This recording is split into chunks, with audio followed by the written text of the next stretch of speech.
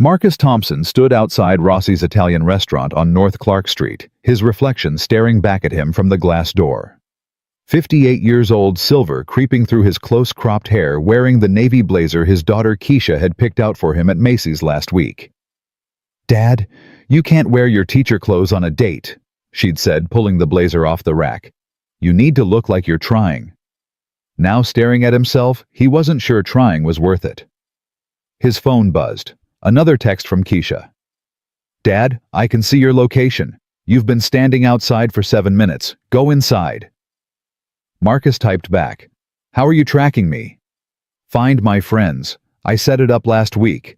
Go." "That's creepy." "That's love. Table 7. Blue dress. Her name is Linda. Go." Marcus shoved his phone in his pocket and pushed through the door. The restaurant hummed with Friday evening energy.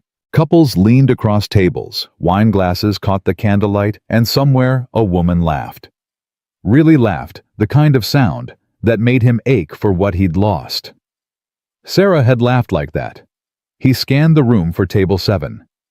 There in the corner, a woman sat alone. Dark hair. Blue dress. Her back to him. His throat went dry. He could still leave. Text Keisha some excuse. Family emergency. Food poisoning. Alien abduction. But then he thought about last Tuesday night eating microwaved leftovers in front of the History Channel. And he thought about Sarah's voice in his head saying, "Marcus Thompson, don't you dare waste the rest of your life being a coward." He walked toward table 7. "Sorry I'm late," Marcus said, sliding into the chair. "Traffic on the Kennedy was murder." The woman looked up from her menu. Marcus froze. She wasn't what he expected. Younger, maybe early 40s, striking green eyes, high cheekbones, and an expression of complete confusion. "I think there's been—" she started. I know. Marcus felt sweat prickling his collar. "I should have left earlier." "First impressions matter, right? I teach my students that all the time. I'm Marcus. You must be Linda." "Actually, I'm—" "Listen." The words tumbled out before he could stop them. "I'm going to be straight with you, because that's the only way I know how to be. My daughter set this up. Keisha. She's in medical school at UIC. She thinks I sit alone too much. Says I'm emotionally constipated. Her words, not mine. I haven't been on a date in 30 years. I'm probably going to say the wrong thing, order the wrong wine, but I promise I'm a decent guy once you get past the awkwardness." The woman's lips twitched. "I can see that, but— and I should mention I'm a high school history teacher, so I'm not rich. I coach the debate team. I drive a 10-year-old Honda. I still live in the same house in Beverly where I raised my daughter. If you're looking for fancy vacations and expensive restaurants, I'm probably not your guy." "Are you finished?" The woman's eyes sparkled with something between amusement and disbelief. "Probably not. When I get nervous, I talk. It's a problem." "Table for 2. A waiter appeared young and efficient. "Will anyone else be joining you?" Marcus looked at the woman. She glanced at her phone, then at Marcus. Then something shifted in her expression, a decision made in real time. "No," she said. "Just us 2. The waiter nodded and disappeared. "Thank you," Marcus said. "I know I'm a disaster right now." "You're not a disaster." The woman closed her menu. "But I should probably tell you something. You're married." "No." "You're not Linda." "No, I'm not Linda." Marcus felt his stomach drop. "Oh God." "I'm Elena Rodriguez." She extended her hand across the table. "And I think you're supposed to be meeting someone else. This is table 7, but I'm waiting for my brother. He's a neurosurgeon at Northwestern, emergency surgery. He's running late." Marcus stared at her hand, then at her face. Then his gaze dropped, and he saw it, the wheelchair tucked under the table, nearly invisible in the dim lighting. "I am so sorry." He started to stand. "I should go find—" "Wait." Elena's voice stopped him. "Your Linda is over there." She nodded toward another corner, where a woman in her 50s sat checking her watch, her expression tight with annoyance. Marcus looked, then looked back at Elena. "She looks mad," Elena said. "She has a right to be." "Does she?" Elena tilted her head. "You made an honest mistake. If she's already mad before you even explain, maybe that tells you something." Marcus sat back down slowly. "You're very understanding for someone whose dinner I just crashed." "I could use the company. And honestly," Elena smiled, "you're the most entertaining thing that's happened to me in weeks. Glad I could provide comic relief." "It's not comic relief. It's honesty. When's the last time you met someone who just blurted out their whole situation without pretense? Never." "Exactly." Elena flagged down the waiter. "We'll need 2 menus, and a bottle of the Chianti Classico." Marcus watched her order with an easy confidence that seemed at odds with someone who'd just had their dinner plans hijacked by a stranger. "You don't have to do this," he said. "I know." Elena met his eyes. "But here's the thing, Marcus, and I'm guessing here because you're clearly terrible at this. You've spent the last few minutes being more genuine than most people are in a lifetime. That's worth a meal." "My wife died 5 years ago." The words came out before Marcus could stop them. "Cancer. Pancreatic. 6 months from diagnosis to funeral. Keisha was 19. I've been going through the motions ever since." Elena's expression softened. "I'm sorry." "Why am I telling you this?" "Because sometimes it's easier to tell a stranger. No judgment, no expectations." She paused. "My fiancé left me 7 years ago, 3 months after my car accident. That's when I got this." She gestured to the wheelchair. Marcus felt something crack open in his chest. "He left. He said all the right things, stayed for 8 months, but I could see it. Every day I watched him realize I wasn't the woman he'd proposed to. I was different, broken, a burden." Elena's voice stayed steady, but Marcus heard the old pain underneath. "Finally, I told him to leave. Easier than watching him pretend." "That's not broken," Marcus said. "That's brave." "Is it?" Elena looked away. "Sometimes, I'm not sure." The waiter arrived with wine, poured 2 glasses, disappeared again. Marcus raised his glass. "To wrong tables." Elena laughed that same kind of laugh he'd heard when he walked in. "To wrong tables." They drank. "So," Elena said. "History teacher. What do you teach?" "American history. Junior year. I also run the debate team. 28 years at Englewood Prep." "That's dedication." "That's stubbornness. I had offers to go into administration, but I like the classroom. I like the kids. Some of them come from nothing rough neighborhoods, broken homes, and they need someone to believe they can be more than their circumstances." "You sound like my father." Elena's voice went soft. "He was a construction worker, built half the buildings downtown. Always said his job was more than concrete and steel. It was giving people safe places to live and work." Past tense. "He passed 3 years after my accident. Heart attack. He wore himself out taking care of me." "Or," Marcus said carefully, "he spent his last years doing exactly what he wanted, taking care of someone he loved." Elena's eyes glistened. "That's kind of you to say." "It's true." Marcus took another sip of wine. "Parents don't see taking care of their kids as burden. It's purpose." "What about you?" "You said Keisha's in medical school." "2nd year. She's brilliant, terrifying. She gets that from her mother." Marcus smiled.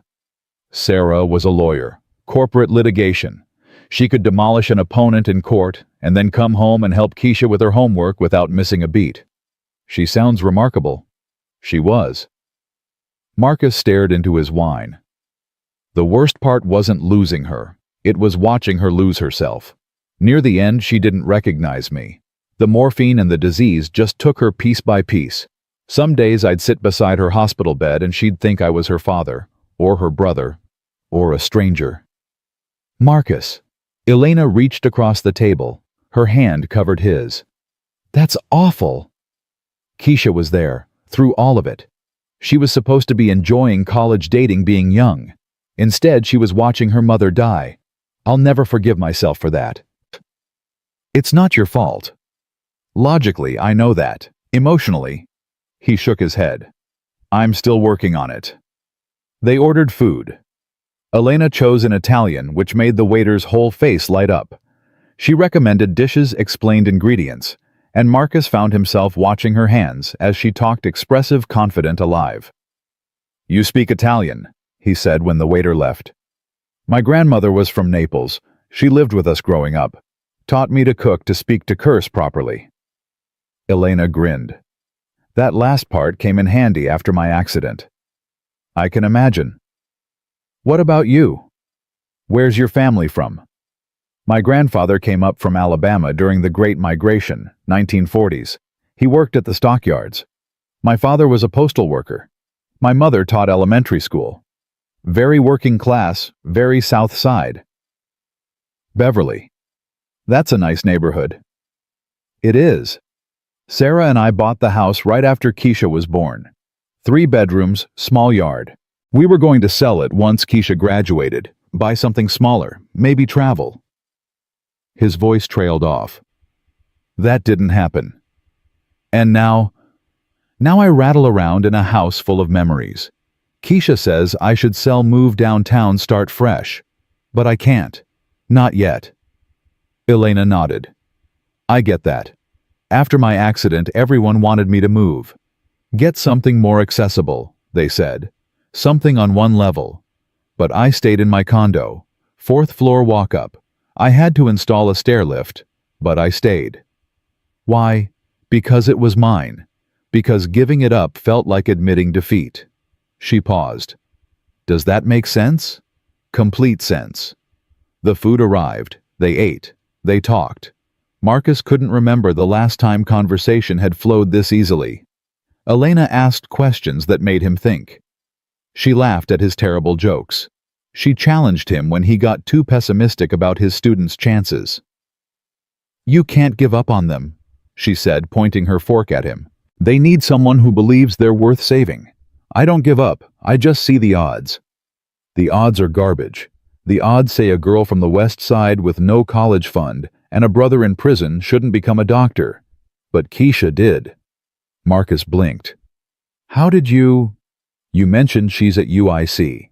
Medical school costs money. You mentioned you're barely making ends meet. Which means she got scholarships. Which means she beat the odds. Elena leaned forward. Am I wrong? No. Marcus felt something warm spreading through his chest. You're not wrong. Then stop seeing the odds. Start seeing the possibilities. You sound like a teacher. I'm an architect. I design accessible buildings. It's my job to see possibilities where others see limitations. That must be satisfying work. It is, mostly. Elena's expression clouded. After my accident, my firm, the big prestigious firm I'd worked at for 8 years, suddenly didn't have room for me. They were restructuring. They were eliminating my position. It was all very polite, very legal, very devastating.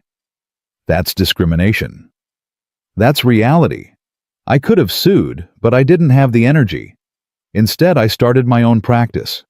Now I work with hospitals, schools, community centers, anywhere people need spaces that work for everyone, not just the able-bodied. That's incredible. It's survival. Elena took a sip of wine. You do what you have to do. Adapt or die. Marcus studied her face, the set of her jaw, the determination in her eyes. You're remarkable, you know that. I'm stubborn. Same thing. Elena laughed. Then her phone buzzed. She glanced at it and sighed. My brother. He's going to be another hour. Complications. Do you need to go? No, I just need to tell him not to rush. She typed quickly, then set her phone down. What about you? Shouldn't you go find Linda? Marcus glanced over at the other table. Linda was gone. "I think I've been stood up," he said. "Can't imagine why." Elena's eyes sparkled with mischief. "You only abandoned her for another woman." "I didn't." Marcus stopped. "Okay, I did. That's awful. It's honest. You made a choice. I made a mistake." "Did you?" Elena leaned back. "Because from where I'm sitting, you seem pretty happy with your mistake." Marcus couldn't argue with that. They ordered dessert. Tiramisu for Elena, cannoli for Marcus. They split both and argued playfully about which was better. "You're wrong," Elena said. "Tiramisu is clearly superior." "You're biased because your grandmother made it." "I'm biased because I have taste," says the woman who put pineapple on pizza. "That was one time, and I was trying to be adventurous." They were laughing when a tall, well-dressed man approached the table. Late 40s, expensive watch surgeon's hands. "Elena." His voice carried authority and concern in equal measure. "I'm so sorry. The surgery took longer than—" He stopped noticing Marcus. "Who's this?" "Carlos. This is Marcus. Marcus, my brother Carlos." Carlos didn't offer his hand. His dark eyes assessed Marcus with the precision of someone used to making life-or-death decisions. "Marcus." Carlos's tone was neutral, but his body language wasn't. "And how do you two know each other?" "We just met," Marcus said honestly.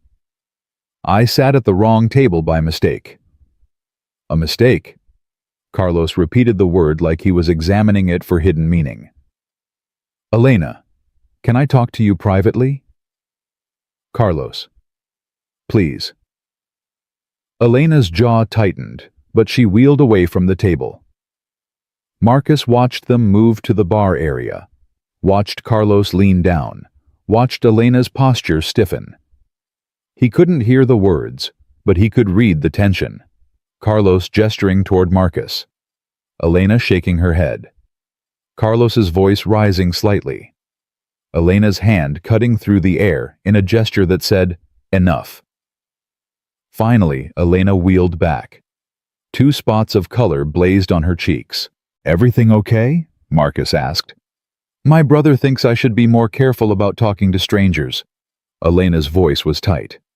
"He's concerned about my safety." "That's understandable.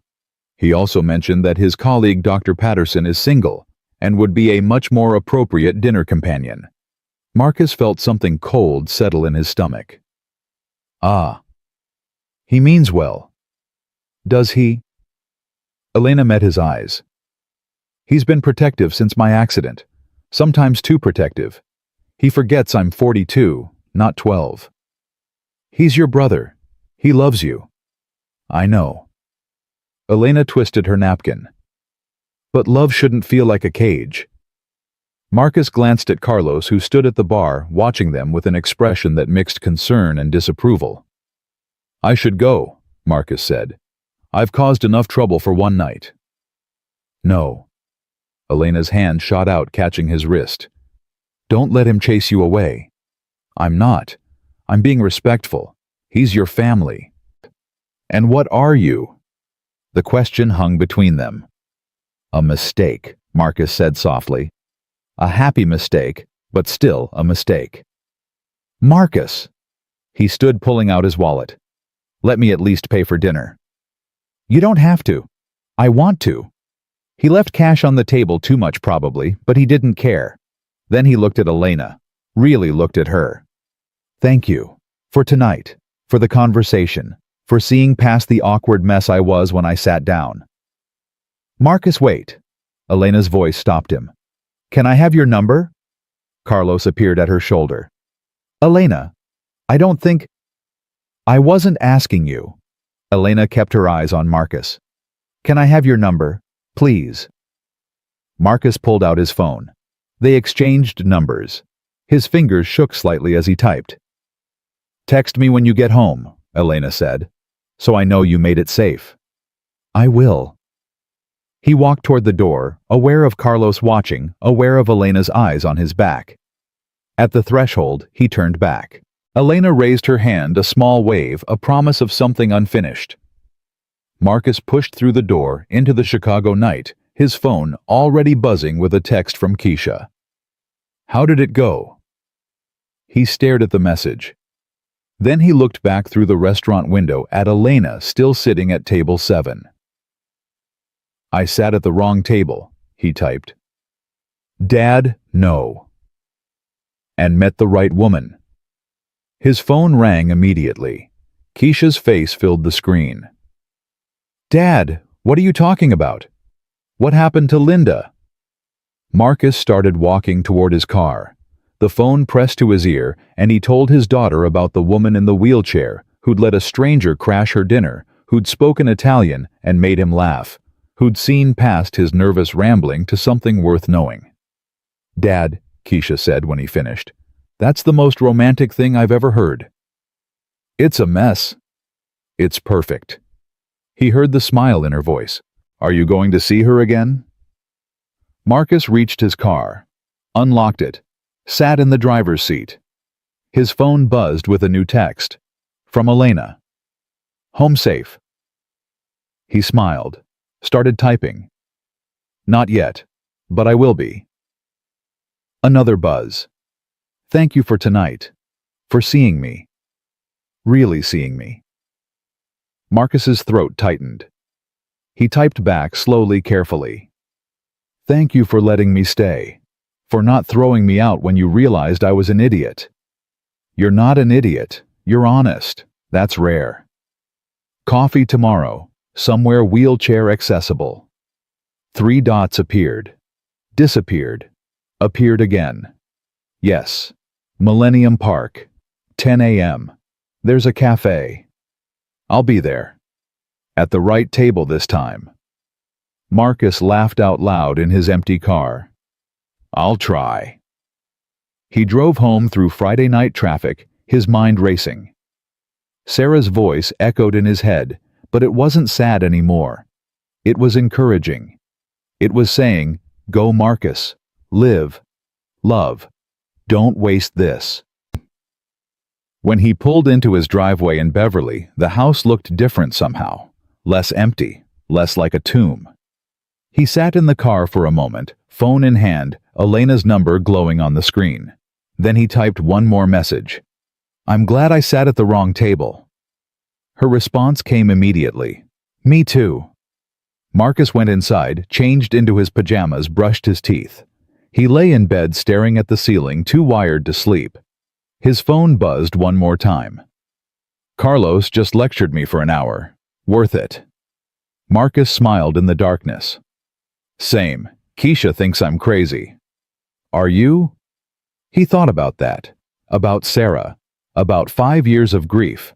About one night with a stranger who didn't feel like a stranger at all. Maybe, he typed. But the good kind of crazy. The best kind. Marcus set his phone on the nightstand. Closed his eyes. And for the first time in 5 years, he fell asleep thinking about tomorrow instead of yesterday. Marcus arrived at Millennium Park 20 minutes early. He'd changed his shirt 3 times, finally settling on a simple blue button-down that Keisha had once said made his eyes look warm. Now standing by the cafe entrance, he wondered if warm eyes mattered or if he was being ridiculous. His phone buzzed. Keisha again. Stop fidgeting. I can feel your anxiety from here. How do you even know I'm fidgeting? Because I know you, Dad. Deep breath. Be yourself. That worked last night. Marcus typed back. Last night was an accident. So is penicillin. Still saved millions of lives. He was smiling at his daughter's text when he saw Elena wheeling toward him along the lakefront path. She wore a cream-colored sweater and jeans, her dark hair loose around her shoulders.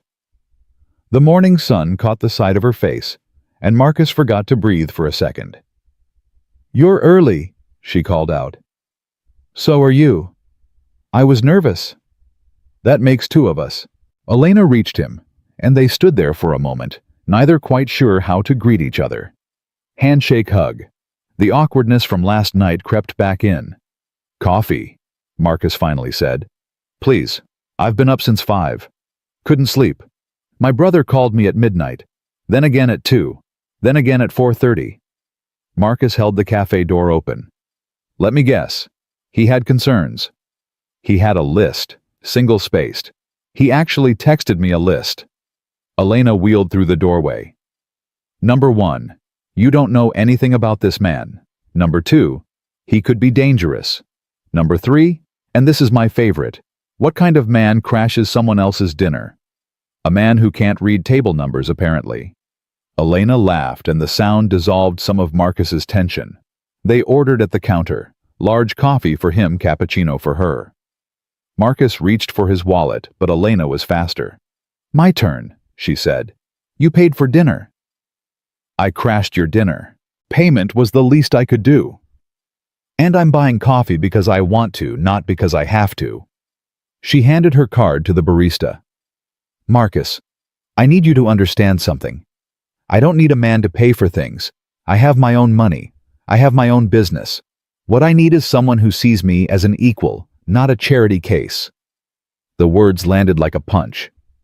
Marcus stepped back. I didn't mean... I know you didn't.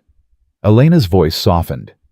But you'd be surprised how many men assume that because I'm in a wheelchair I need saving. They want to be the hero. They want to swoop in and fix me. But I'm not broken, Marcus. I'm just different. I know that. Do you... She tilted her head, studying him. Because last night when Carlos showed up you looked guilty, like you'd done something wrong by having dinner with me. Marcus accepted his coffee from the barista, buying time to formulate his thoughts. They moved to a table by the window overlooking the park. You're right, he said finally. I did feel guilty. Not because of you, because of him. Your brother loves you. He's protective. And there I was, some random man taking advantage of a situation. You didn't take advantage. I invited you to stay. But he doesn't know that. From his perspective, I'm suspicious at best. Elena sipped her cappuccino. Carlos has been trying to run my life since my accident. He means well, but he treats me like I'm fragile, like I might shatter if someone looks at me wrong. He's scared. I know, but his fear is suffocating me. She set down her cup.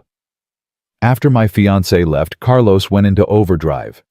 He wanted me to move in with him. When I refused, he hired a home health aide to check on me daily. When I fired the aide, he started calling 3 times a day. It's exhausting. He lost your parents. You're all he has left. And I lost them too. Plus my fiancé. Plus my career. Plus my ability to walk. But I'm still here, Marcus. I'm still living. Carlos wants to wrap me in bubble wrap and keep me safe, but that's not living. That's existing. Marcus thought about Keisha, about the months after Sarah died, when his daughter had called, constantly checked in, obsessively treated him, like he might disappear if she looked away. After Sarah died, Keisha did the same thing, he said. She'd call between classes, show up unannounced.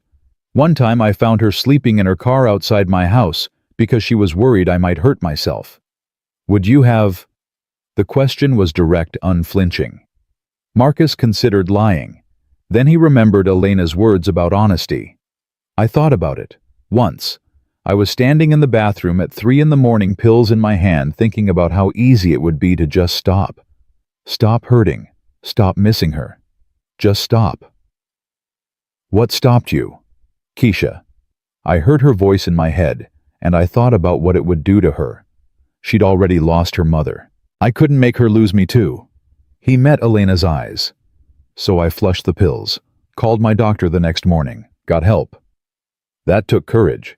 That took desperation. There's a difference. Is there? Elena leaned forward. I think they're often the same thing. We find courage when we're desperate enough to need it. They drank their coffee in comfortable silence. Around them the cafe buzzed with Saturday morning energy. Families, couples, joggers stopping for fuel. Normal people living normal lives. Can I ask you something? Marcus said. Anything. Your fiancé. What was his name? Elena's fingers tightened around her cup. David Chen. We met at the architecture firm. He was in corporate development. Smart, ambitious, Everyone thought we were perfect together. What did you think? I thought he loved me. I thought we were building something real. She stared into her coffee. Then the accident happened and I saw the truth. He loved the idea of me, the successful architect with the perfect body who could keep up with his lifestyle. When that version of me disappeared, so did his love. That's not love, that's transaction. I know that now. But at the time it destroyed me. Not just losing him, but realizing I'd wasted 6 years on someone who only loved me conditionally. Sarah loved me unconditionally, Marcus said quietly. Even when I was broke in grad school. Even when I wanted to quit teaching. Even when I was difficult and stubborn and impossible. She stayed. She fought for us. That's how I know what real love looks like. Do you think you'll ever find that again? The question hung between them, weighted with possibility and fear. I don't know, Marcus said honestly. Part of me thinks what Sarah and I had was lightning in a bottle, once in a lifetime. The other part thinks maybe I'm scared to try because what if I'm right? What if I never find it again? Or, Elena said softly, what if you're wrong? What if there's more than one person in the world who could love you like that? Their eyes met, and Marcus felt something shift in his chest. It wasn't the desperate, all-consuming love he'd felt for Sarah. It was quieter, gentler, but no less real. His phone rang. Keisha's face filled the screen. Sorry, he said to Elena. My daughter. She's probably checking if I've embarrassed myself yet. Answer it. I need a refill anyway. Marcus accepted the call as Elena wheeled toward the counter. Hey, baby girl. Dad, don't panic, but Carlos Rodriguez just called me. Marcus's blood ran cold. What? Elena's brother. He tracked me down through your school. He wanted to know about you, your background, your intentions. It was very overprotective father interrogating the prom date. What did you tell him? The truth. That you're a good man who's been grieving for 5 years, and that Elena is the first person who's made you smile since Mom died. Keisha paused. He didn't seem convinced. Great. But Dad, I also told him that if he really loves his sister, he should want her to be happy, not safe. There's a difference. Marcus watched Elena at the counter, laughing at something the barista said. When did you get so wise? I have a good teacher. He heard the smile in Keisha's voice. Now go. Be present. Stop worrying about what Carlos thinks, and focus on what you think. I think I'm terrified. Good. That means it matters. Elena returned with 2 fresh cups. Everything okay? She asked. Carlos called my daughter. Elena's face went pale. He what? He tracked her down, wanted to vet me. Oh my God. Elena set down the cups with shaking hands. Marcus, I'm so sorry. I'll talk to him. This is completely inappropriate. It's fine. It's not fine. He had no right. Elena. Marcus reached across the table, his hand hovering near hers. Not touching, but close. He loves you. He's scared. I get it. You're not angry. I'm a high school teacher. I've dealt with worse interrogations from parents. He smiled. Besides, Keisha handled it. She's tougher than both of us combined. Elena's shoulders relaxed slightly. I like her already. She'd like you too. They drank their new coffees. The tension gradually dissolved back into the easy conversation from the night before. They talked about Elena's work, about a new accessible community center she was designing. They talked about Marcus's debate team, about the regional competition coming up. They talked about everything and nothing the way people do when they're trying to learn each other's rhythms. Can I show you something? Elena asked after their cups were empty. Of course. She pulled out her phone, scrolled through photos, then handed it to him. The screen showed an architectural rendering, a building with wide doors, ramped entrances, and clever design elements that made accessibility beautiful instead of an afterthought.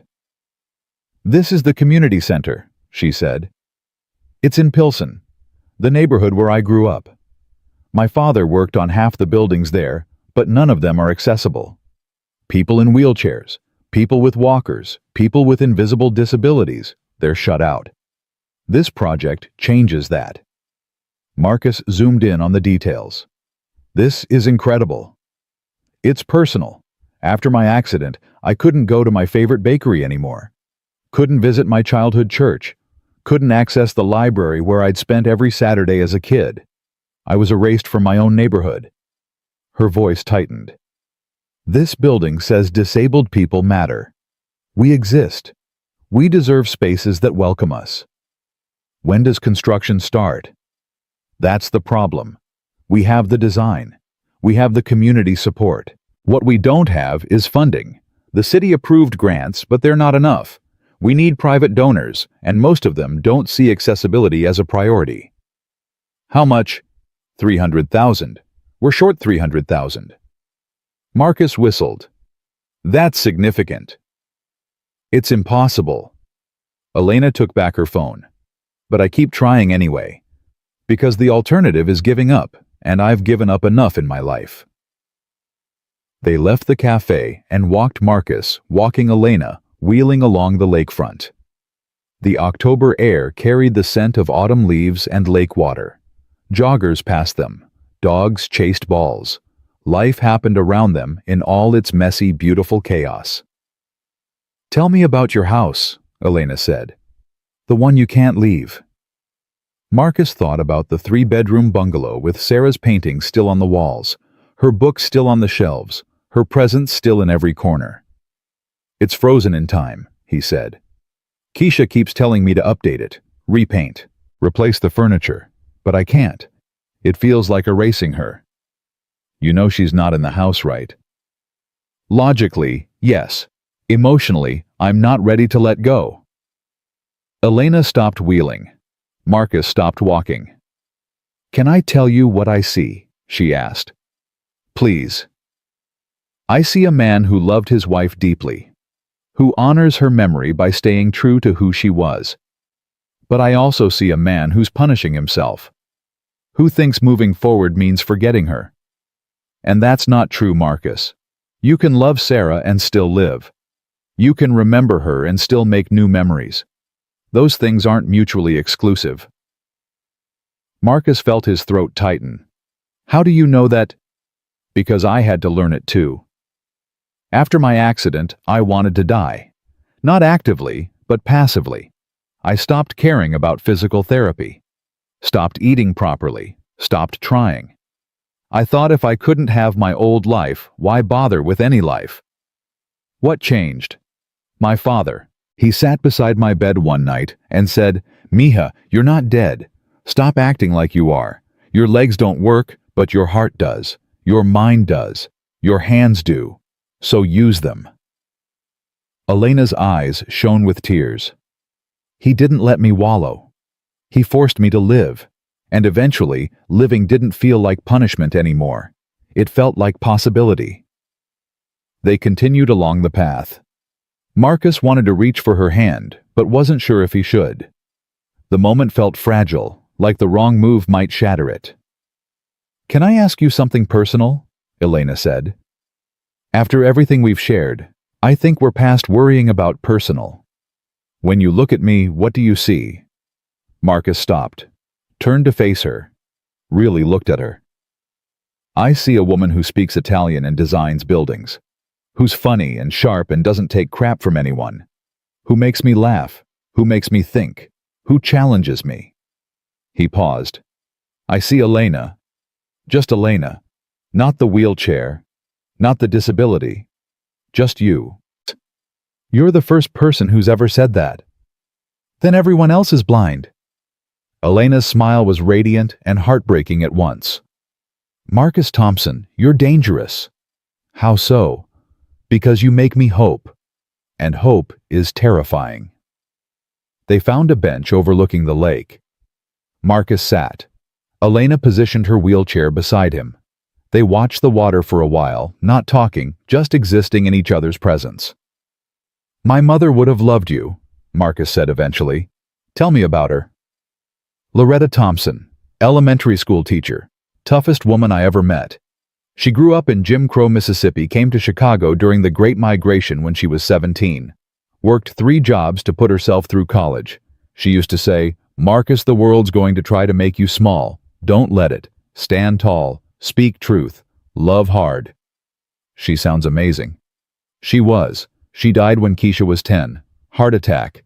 Sudden. One day she was teaching first grade, the next day she was gone. Marcus rubbed his face. I think about her all the time. About what she'd say about the last 5 years. About me hiding in that house. What do you think she'd say? She'd say, "Boy, Sarah would be ashamed of you. She loved life. She'd want you to love it too." Marcus laughed bitterly. And she'd be right. My father would say something similar, Elena said. He'd say, "Mija, that man sees you. Don't run from that. Run toward it." They sat in silence again. Marcus felt the weight of possibility pressing down on him. This could be something. This connection, this feeling, this woman beside him. It could be real, but real meant risk. Real meant opening himself up to loss again. "I'm scared," he admitted. "Of what?" "Of this, of you, of caring about someone and losing them again. I don't know if I can survive that twice." Elena reached over and took his hand. Her fingers were warm, strong.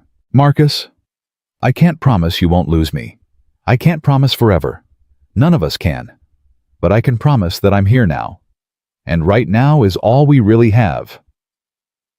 He looked at their joined hands, hers pale against his darker skin, different but fitting together perfectly. "When did you get so wise?" he asked. "Suffering teaches you things. You either learn or you break. I chose to learn." Marcus's phone buzzed. He ignored it. It buzzed again. "You should check that," Elena said. He pulled it out. 2 texts from Keisha. Carlos called again. He wants to meet you. In person. Tomorrow. The second text read, "He sounded serious, Dad. Like job interview serious." Marcus showed Elena the texts. "You don't have to," she said quickly. "I'll talk to him. Tell him to back off." "No. I'll meet him." "Marcus. He's your brother. He loves you. If I'm serious about getting to know you, and I am, then I need to face Carlos. Answer his questions. Prove I'm not some creep who preys on vulnerable women." "You're not?" "He doesn't know that, and honestly, if I were him, I'd be suspicious too. Man crashes my sister's dinner, doesn't leave when asked, stays for hours. That looks bad from the outside." Elena squeezed his hand. "You're too understanding." "I'm a father, I get it." They exchanged numbers with Carlos through Elena. The meeting was set for Sunday afternoon at Carlos's house in Lincoln Park. "I should warn you," Elena said as they walked back toward the cafe. "Carlos is intense. He's going to grill you. Ask about your finances, your background, your intentions." "What are my intentions?" Elena stopped, looked up at him. "What do you want them to be?" Marcus thought about the question. About Sarah. About 5 years of loneliness. About this woman who'd appeared in his life like a miracle disguised as a mistake. "I want to know you," he said carefully. "I want to take you to dinner again. I want to hear about your projects. I want to meet you for coffee and talk for hours. I want to see where this goes. That's all. That's everything." Elena's smile was slow, cautious, but genuine. "Okay, then we'll see where it goes." They said goodbye at the cafe entrance. Marcus wanted to kiss her, but wasn't sure if it was too soon. Elena seemed to sense his hesitation. "I had a wonderful time," she said. "Even though my daughter's boyfriend's sister is now being interrogated by your brother. Especially because of that." She laughed. "It means this is real. Real is messy. Real is terrifying. Real is worth it." Marcus watched her wheel away along the lakefront path until she disappeared into the Saturday afternoon crowd. Then he walked to his car, got in, and sat there for a full 10 minutes, his hands shaking slightly on the steering wheel. His phone rang. Keisha. How was it? Good, great, terrifying. So you like her? I do, which makes it worse because now I have something to lose again. Dad? Keisha's voice went gentle. You've always had something to lose. You have me. You have your students. You have your life. Caring about Elena doesn't change that. It adds to it. When did you get so smart? I learned from the best. Marcus drove home through familiar streets. The house waited for him full of memories and ghosts. But this time, when he walked through the door, it didn't feel quite so suffocating. He spent the evening grading papers and thinking about Elena, about her laugh, about the way she'd challenged him, about the possibility of something new. His phone buzzed around 8. Elena. Made it home. Carlos is still lecturing me. Send help. Marcus smiled, typed back. Tell him I'm looking forward to our meeting tomorrow.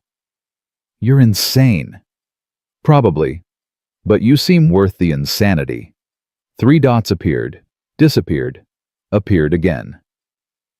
Marcus Thompson, you're going to break my heart. Or you'll break mine. Even odds. Even odds. He fell asleep that night with his phone on the nightstand, Elena's last text glowing on the screen. Good night, Marcus. Thank you for seeing me. He'd typed back, thank you for letting me. Sunday morning arrived with crisp air and anxiety. Marcus changed clothes 4 times before settling on khakis and a button-down. Professional, but not stuffy. Respectful, but not trying too hard. Keisha called at 9. Dad, relax. How do you know I'm not relaxed? Because I know you. You're pacing. You've changed clothes multiple times. You've probably rehearsed what you're going to say. I have not rehearsed. Liar. Marcus smiled despite himself. Okay, maybe a little. Don't. Just be yourself. That's who Elena likes. Elena's not the one I'm worried about.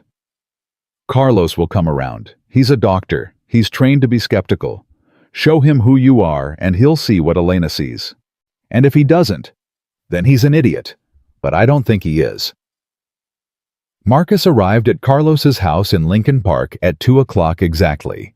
The brownstone was immaculate, expensive, intimidating. He rang the bell. Carlos opened the door. Up close, he was even more imposing, tall fit, with the kind of presence that commanded respect and compliance. Mr. Thompson? Dr. Rodriguez, thank you for meeting with me. Carlos stepped aside. Come in. The interior matched the exterior. Everything perfect, everything in its place. Medical journals on the coffee table, diplomas on the walls, photos of Elena and Carlos with their parents back when Elena could still walk. Coffee, Carlos offered. Please. They sat in the living room. Carlos poured from an expensive-looking espresso machine, handed Marcus a cup, sat across from him with the posture of a man conducting an inquisition. I'll be direct, Carlos said. I don't know you. I don't know your intentions with my sister, and I don't like that she's making decisions about you without proper information. That's fair. Is it? Carlos leaned forward. Because from where I sit, you took advantage of a situation. You crashed her dinner. You stayed for hours. And now she's talking about you like you're something special when you're just a stranger who can't read table numbers. Marcus set down his coffee cup carefully. You're right, he said. I am a stranger. And I did crash her dinner. But I didn't take advantage. Your sister is a grown woman, capable of making her own decisions. She chose to let me stay. She chose to have dinner with me. She chose to give me her number and meet me for coffee. I didn't manipulate her. I didn't pressure her. I just showed up and was honest. Honest about what? About being lost, about being scared, about not having done this in 30 years and having no idea what I'm doing. Marcus met Carlos's eyes. Your sister responded to that honesty. Maybe because she recognizes it. Maybe because she's tired of people treating her like she's fragile. Carlos's jaw tightened. You don't know anything about what my sister's been through. You're right, but I know loss. I know grief. I know what it's like to watch someone you love suffer and feel helpless to stop it. My wife died of cancer 5 years ago. It took 6 months. 6 months of watching her disappear piece by piece. So don't tell me I don't understand pain. The room went quiet. Carlos's expression shifted slightly, not softening but reconsidering. I'm sorry about your wife, Carlos said finally. And I'm sorry about your sister's accident, about her fiancé leaving, about everything she's been through. But Carlos, she's still here. She's still living. And she deserves to make her own choices about who she spends time with. Even if those choices might hurt her. Especially then, because preventing pain means preventing life. And I don't think Elena wants to just exist safely. I think she wants to live fully. Carlos stood, walked to the window, stared out at the street. She's all I have left, he said quietly. Our parents are gone. Our extended family is in Mexico. It's just us. And after her accident, after David left, I swore I'd protect her. I swore no one would hurt her again. But you can't protect her from everything, Marcus said gently. And trying to control her life isn't protection. It's suffocation. Carlos turned. She said the same thing. Then maybe you should listen. They stood there, two men who loved the same woman in different ways, trying to find common ground. What do you want from her? Carlos asked. I don't know yet. I want to know her. I want to spend time with her. I want to see if this connection we felt over dinner was real, or just loneliness making us desperate. And if it's real, then I'll be grateful for whatever time we have. And if it's not, I'll walk away without making her feel guilty about it. Carlos studied him for a long moment. Then slowly he nodded. Okay. Okay. I'm not saying I trust you. I'm not saying I approve, but I'm saying I'll give you a chance. Hurt her and you'll deal with me. Understood? Understood. They shook hands. Carlos's grip was firm testing. She talks about you, Carlos admitted as he walked Marcus to the door. She hasn't talked about anyone like that since David. That scares me. It scares me too. Good. Fear keeps us careful. Marcus left the brownstone feeling like he'd survived a trial. His phone buzzed immediately. Elena. How did it go? Are you alive? Did he threaten you? Alive, only mildly threatened. I think we reached an understanding. Which is?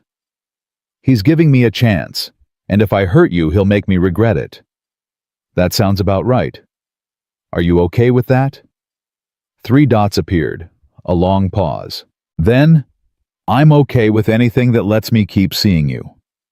Marcus sat in his car, reading that text over and over. Then he typed back. Dinner this week. Somewhere we're both supposed to be this time. Tuesday. There's a Thai place in Andersonville. Fully accessible. Amazing food. It's a date. A real one this time. The realest. Marcus drove home feeling lighter than he had in years. The house was still full of Sarah's things. The memories were still there. But they didn't feel quite so heavy anymore. He walked through the rooms touching familiar objects. Sarah's favorite chair, the bookshelf they'd built together, the photos on the walls. I think you'd like her, he said to the empty house. She's strong, like you were strong. She makes me laugh. She makes me want to try again. Is that okay? Am I allowed to feel this way? The house didn't answer.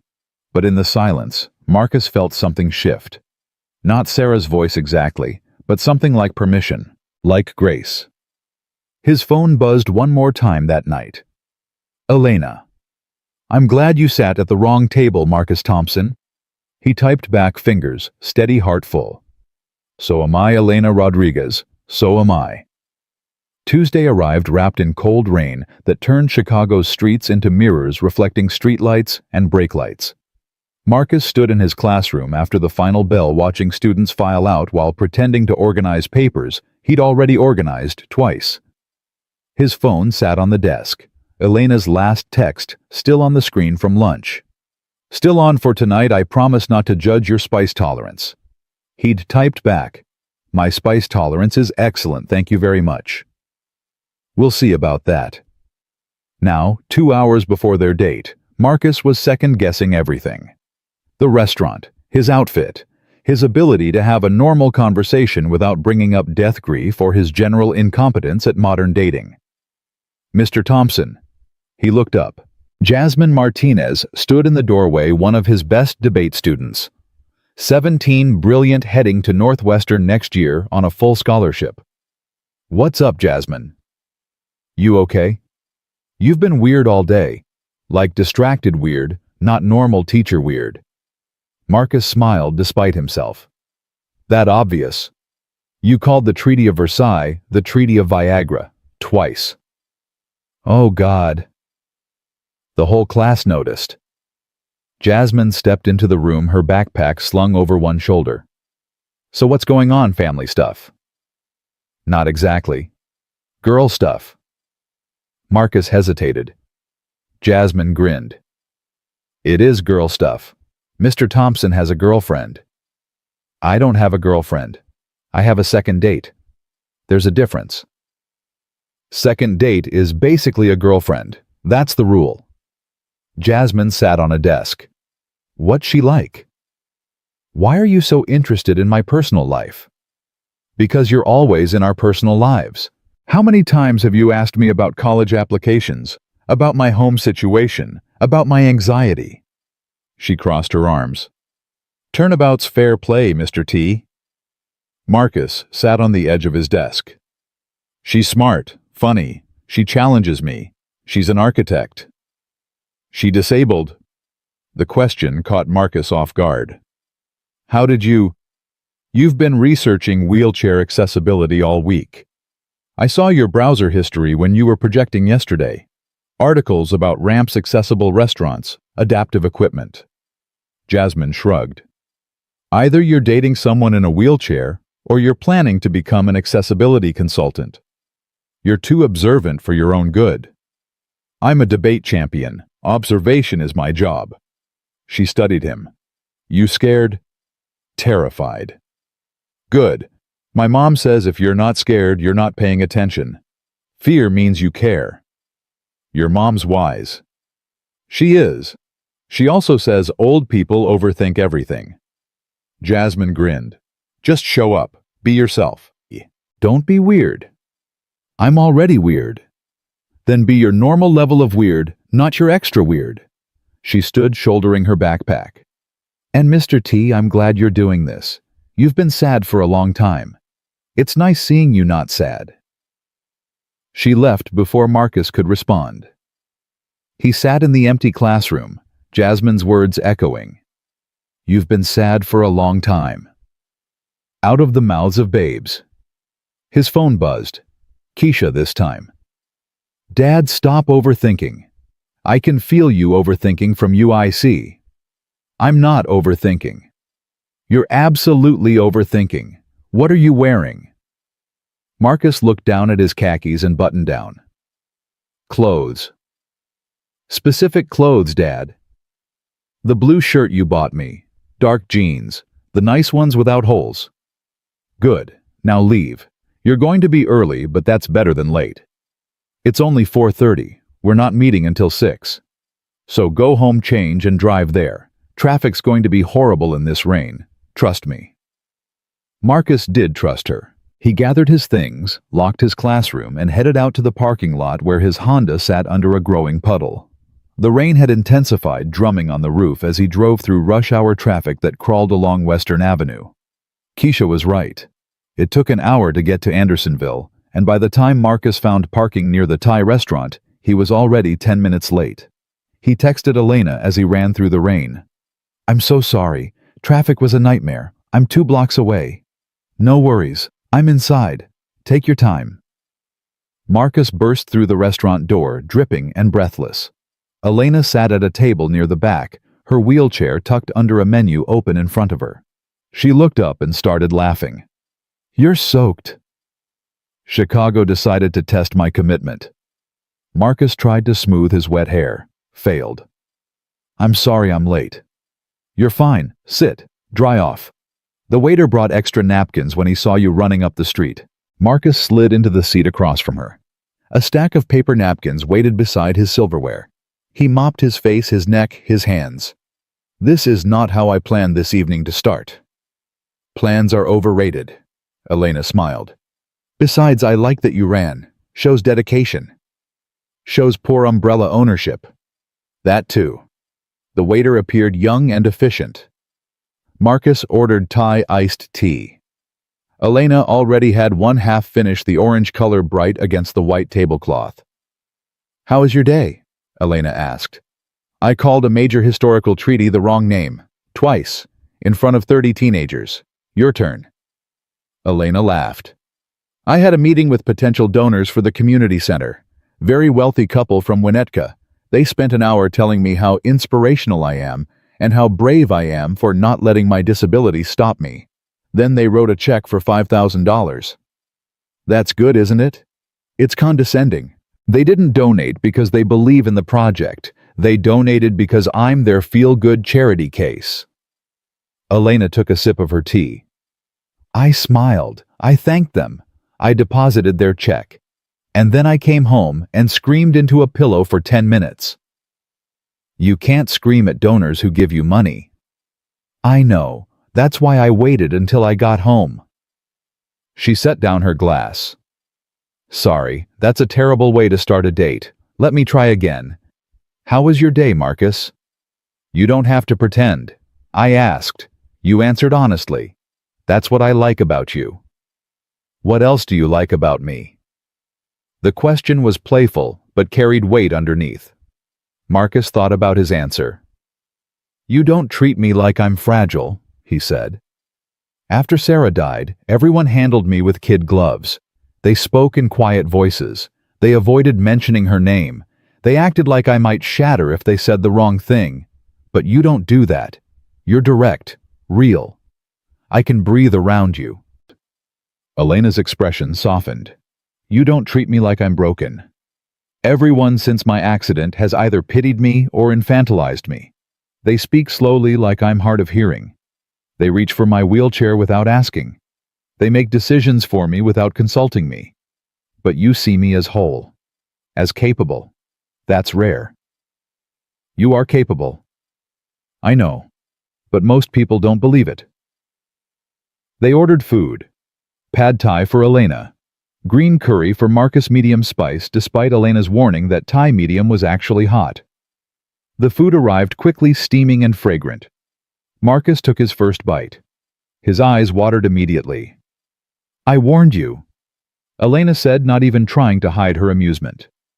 "It's fine." Marcus reached for his water. "Perfectly fine."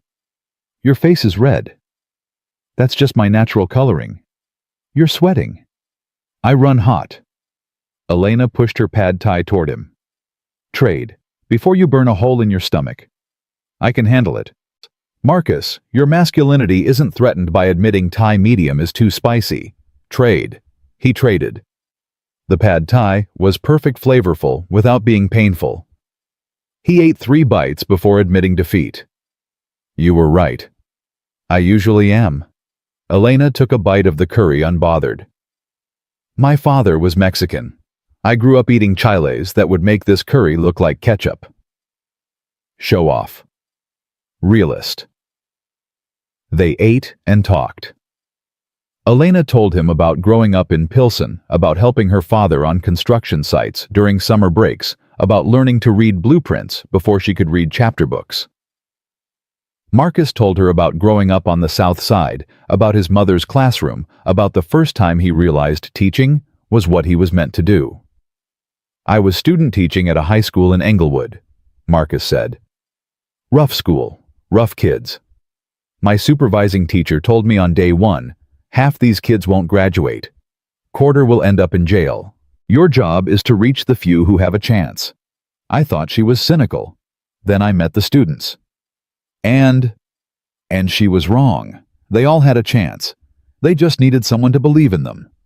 So I started an after-school program. Debate club. Most teachers thought I was wasting my time, but 12 kids showed up that first day. 12 kids who could barely put together an argument. By the end of the year, we competed in regionals. Didn't win, but we competed. And all 12 graduated. How many went to college? 9. 3 got full scholarships. One of them just finished his PhD at MIT. He teaches engineering now. Sends me a Christmas card every year. Elena reached across the table, took his hand. That's beautiful. That's proof that people rise to the expectations you set for them. You expect nothing. You get nothing. You expect greatness. Sometimes they surprise you. Is that what you're doing with me? Expecting greatness? Marcus squeezed her hand. I'm not expecting anything. I'm just grateful you're here. Their food sat forgotten as they talked. The restaurant filled with dinner crowd noise, conversations, laughter, the clatter of dishes. But their table felt separate, insulated, like the world had shrunk to just the two of them. Can I ask you something? Marcus said. Always. Your ex-fiancé, David. Do you ever regret how it ended? Elena was quiet for a moment. I regret wasting 6 years on someone who couldn't see past my body to my heart. I regret believing him when he said he loved me unconditionally, when what he meant was, I love you as long as you're convenient. But do I regret ending it? No.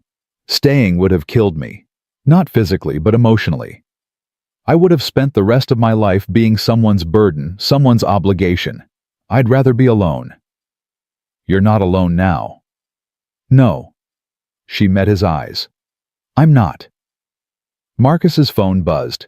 He ignored it. It buzzed again. You should check that, Elena said. He pulled it out reluctantly. 2 texts from Keisha. Dad, you need to come home. Now. The second text. It's not an emergency, but it's important. Please come home. Marcus's stomach dropped. I'm sorry. My daughter, something's wrong. Go. Don't apologize. Go. Marcus threw money on the table too much, but he didn't care. I'll call you, I promise. Marcus, just go. Family first. He ran to his car, heart hammering. Called Keisha as he started the engine. What's wrong? Are you okay? I'm fine, Dad, but we need to talk, in person, at home. Keisha, you scared me half to death. What's going on? Just come home, please. The drive to Beverly took 30 minutes that felt like hours. Marcus parked crookedly in his driveway, barely getting the key out of the ignition before he was running to the front door. Keisha sat on the couch. She wasn't alone. A young black woman sat beside her. Maybe 1920. Thin, worn-looking with Keisha's eyes. Marcus froze. Dad, Keisha said quietly, this is Simone. She's Mom's daughter. The world tilted. Marcus grabbed the doorframe for support. What? Mom had another daughter, Keisha said, her voice trembling. Before she met you. Before me. She gave her up for adoption when she was 17. Simone found me through one of those DNA ancestry sites. She's been trying to reach out for months, but I didn't see the messages until today. Marcus looked at Simone. Really looked at her. She had Sarah's cheekbones, Sarah's nose, Sarah's way of sitting with her hands folded in her lap. I'm sorry, Simone said, her voice barely above a whisper. I know this is a shock. I didn't mean to just show up, but Keisha said you should hear this in person. Marcus walked into his own living room like a stranger, sat in Sarah's chair, stared at this girl, this woman who was somehow his wife's daughter. Sarah never told me, he said finally. She probably didn't tell anyone, Simone said. The adoption agency said it was a closed adoption. She was 17. The father was gone. Her parents were furious. They made her give me up. How did you find us? DNA test. I took it for a class project. Found Keisha. Then I found some old articles about Mom, about Sarah, about her work as a lawyer, about her death. Simone's eyes filled with tears. I never got to meet her. Marcus felt like he was underwater. Everything was muffled, distant. Dad, Keisha's voice cut through the fog. Say something. I don't know what to say. Are you angry? I don't know what I am. Marcus looked at Simone. You said you've been trying to reach Keisha for months. Yes, sir. Through the DNA site, through social media. I didn't want to intrude, but I needed to know. I needed to know where I came from. And now you know. Now I know I had a mother who was brilliant and brave, who became a lawyer, got married, had another daughter, who built a life. Simone wiped her eyes. I needed to know she was okay, that giving me up didn't ruin her. Marcus felt something crack in his chest. It didn't ruin her. She was remarkable, strong, kind, everything good. Keisha showed me pictures. She looked happy. She was. We were. Until the cancer. They sat in heavy silence. Marcus tried to process. Sarah had another daughter. A daughter she'd never mentioned in 25 years of marriage. A daughter she'd carried and birthed and given away. Did she ever try to find you? Marcus asked. The adoption agency said she requested updates for the first 5 years. Then she stopped. I think she was trying to move on. That sounds like her. Once Sarah made a decision, she committed to it. Keisha moved to sit on the arm of Marcus's chair, put her hand on his shoulder. Are you okay, Dad? I don't know. Are you... I have a sister? Keisha's voice broke. I always wanted a sister. Simone stood abruptly. I should go. This is too much. I shouldn't have come. Wait. Marcus stood too. Don't go. Not yet. I just need a minute to think. I've had months to process this. You've had 5 minutes. That's not fair to you. Life's not fair. If it was, Sarah would still be here to explain this herself. Marcus ran his hand over his face. Where are you living? Are you in school? I'm at UIC, sophomore, pre-law. Pre-law. Marcus almost laughed. Of course you are. Sarah would love that. I'm working 2 jobs to pay for it. I have some student loans, but I'm managing. 2 jobs and full-time school. I don't have a choice. My adoptive parents died in a car accident when I was 16. I've been on my own since then. Marcus looked at Keisha, then at Simone. 2 young women. Both Sarah's daughters. Both struggling. Both deserving better. Keisha, make up the guest room. Dad. Make up the guest room. Simone, you're staying here tonight. We're going to talk. Really talk. And tomorrow we're going to figure this out like a family. Because that's what we are now. Family. Simone's face crumpled. You don't have to. I know I don't have to. But Sarah would want me to. And more than that, I want to. You're her daughter. That makes you family. Keisha disappeared upstairs. Marcus heard her moving around, opening closets, pulling out sheets. He stood facing Simone, this girl who was somehow his stepdaughter, trying to find the right words. I'm sorry Sarah never told me about you, he said finally.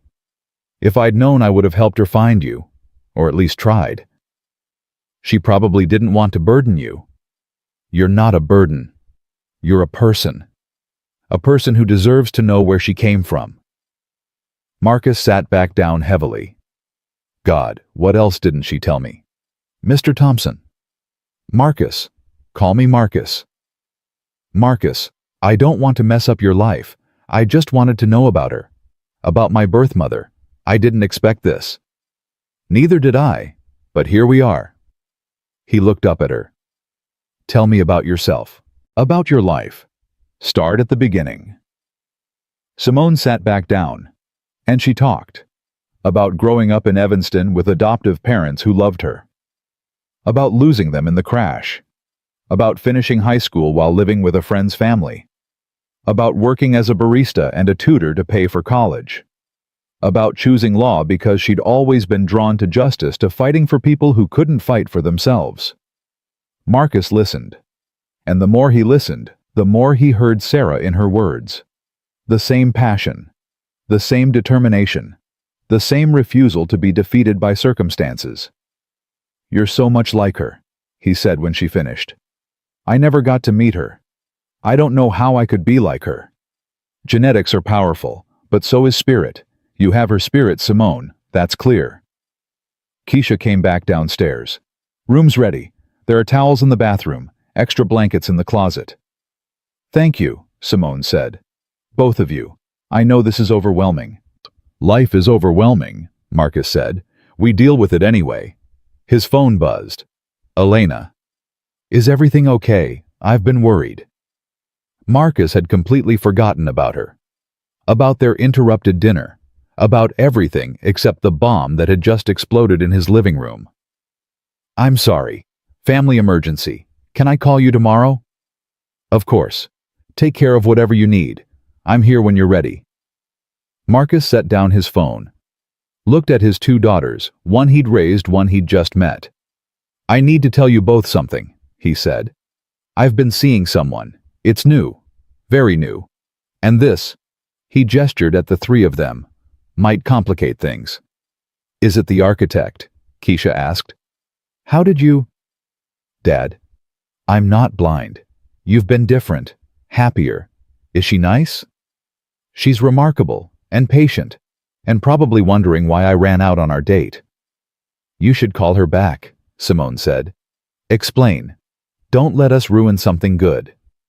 "You're not ruining anything. Your family. Family comes first. Even family you just met 5 minutes ago. Especially family I just met 5 minutes ago." Marcus stood. "I'm going to make coffee. We're going to sit here and talk until we can't talk anymore. And tomorrow we're going to figure out how this works. All of us. Together." They stayed up until 3 in the morning.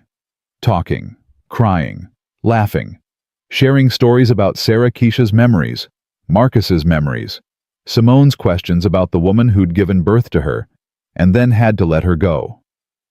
"She was funny," Keisha said. "Like wickedly funny. She could make Dad laugh until he cried." "She was fierce," Marcus added. "In court she was terrifying. Opposing counsel hated facing her." "What did she look like?" Simone asked. "I've seen pictures, but what did she really look like? How did she move? How did she sound?" Marcus closed his eyes, tried to find the words. "She had this way of tilting her head when she was thinking, like she was listening to something only she could hear. And her laugh, it started quiet, and then just exploded out of her. She couldn't help it. Pure joy." He opened his eyes. "She would have loved you, Simone. She would have been so proud of what you've become. I wish I could have known her. She's in you. I can see it. The way you sit, the way you phrase things, the way you refuse to give up." Marcus smiled. "You're her daughter. No DNA test needed. I can just tell." By the time Simone went upstairs to sleep, Marcus felt wrung out emotionally. Keisha lingered in the living room. "You okay, Dad?" "I don't know. Ask me tomorrow." This doesn't change anything about Mom. She was still the same person. Except she wasn't. She had this whole history I knew nothing about. What else didn't she tell me? Everyone has secrets, even the people we love most. Marcus looked at his daughter. "When did you get so wise?" "I have a good teacher." She kissed his forehead. "Call Elena. Tell her what happened. She'll understand." "It's 3 in the morning." "Text then. She's probably awake worrying." Marcus pulled out his phone, typed carefully. "I'm sorry about tonight. My late wife's daughter showed up. A daughter I didn't know existed. It's complicated. Can we talk tomorrow?" Elena's response came immediately. "Oh, Marcus, are you okay?" "I don't know. But I will be, I think. Call me when you can. I'm here. Whatever you need." Marcus stared at those words. "I'm here. Whatever you need." Words he'd said to students. Words Sarah had said to him. Words that meant commitment, presence, showing up. He typed back.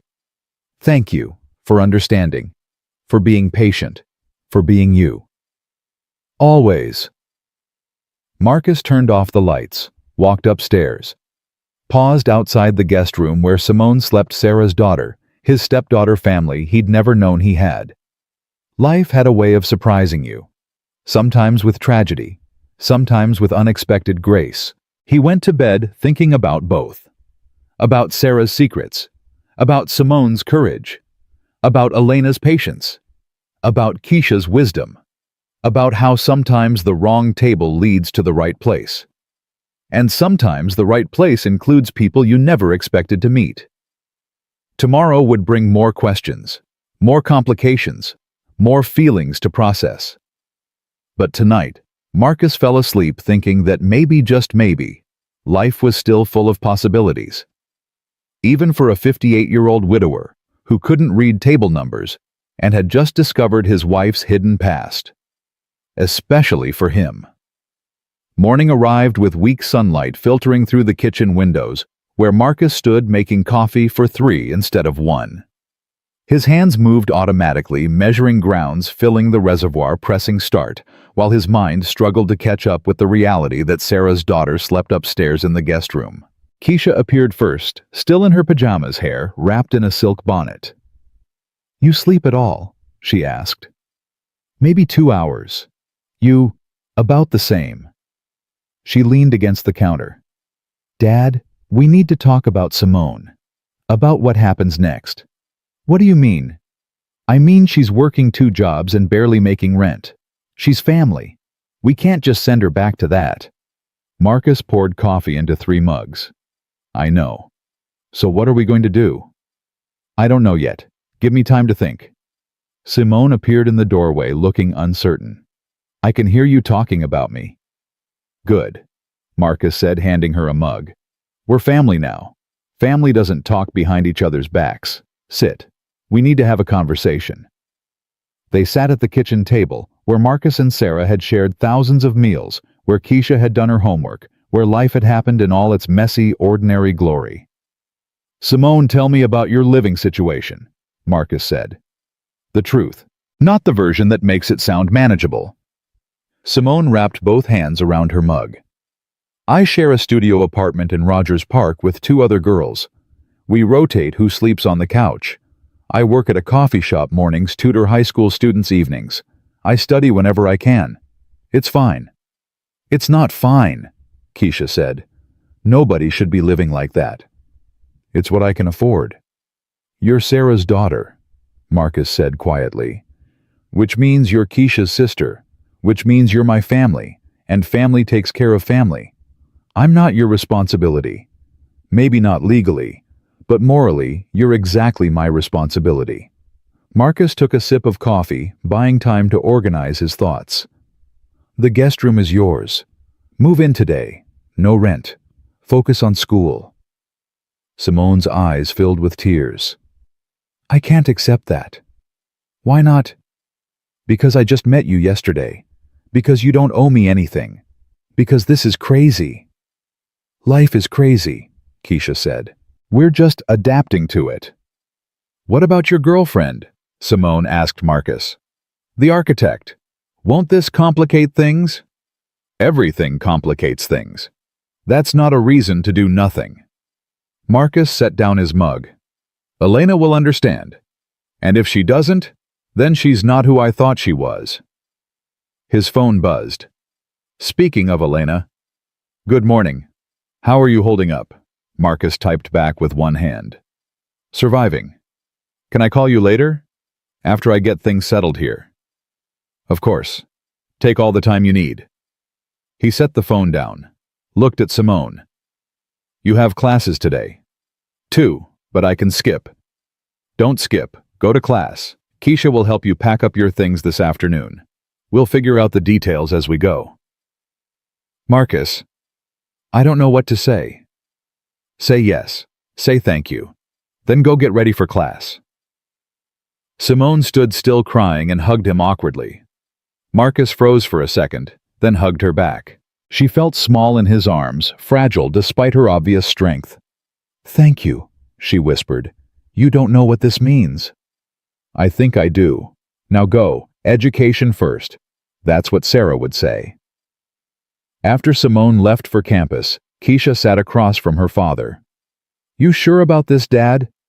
"No, but I'm doing it anyway." Mom would be proud. Mom should have told me.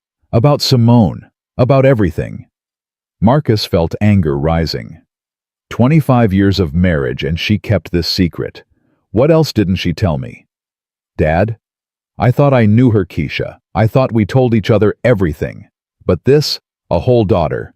How do I process that?" You can be angry and still do the right thing. Those aren't mutually exclusive.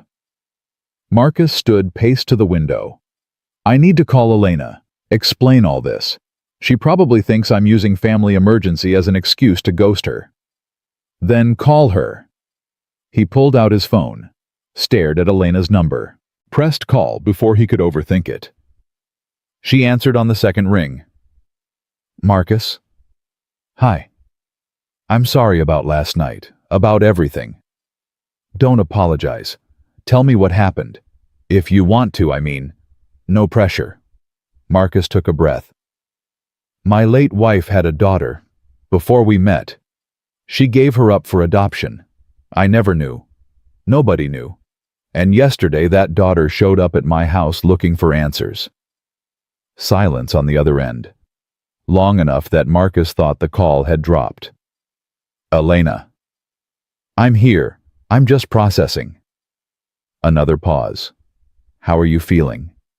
"Confused, angry, overwhelmed, grateful. All of it at once." "That's a lot." "It is. And I understand if this is too much.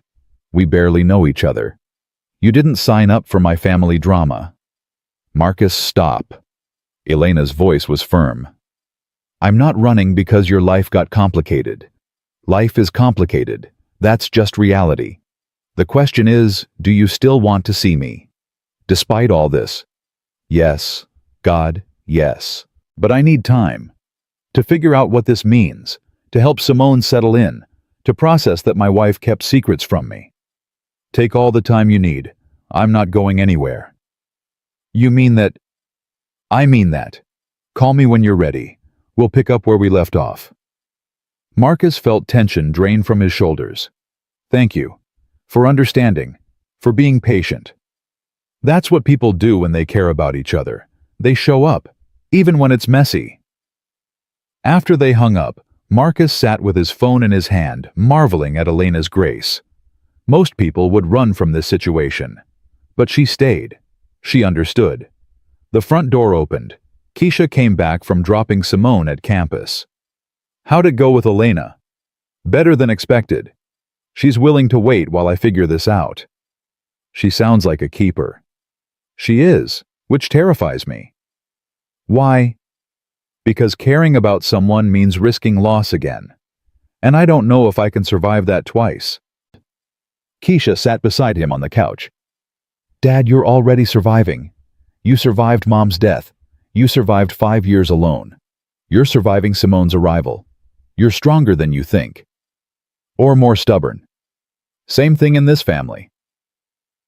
Marcus spent the day helping Simone move her belongings from the cramped studio in Rogers Park. The apartment was worse than he'd imagined. 3 girls crammed into a space meant for one, clothes piled everywhere, a hot plate instead of a real stove. "You've been living like this for how long?" he asked, loading boxes into his Honda. 2 years, since my adoptive parents died." Simone carried a box of books. "It's not that bad." "It's terrible. No wonder you're exhausted all the time." "I'm used to it." "You shouldn't have to be used to it."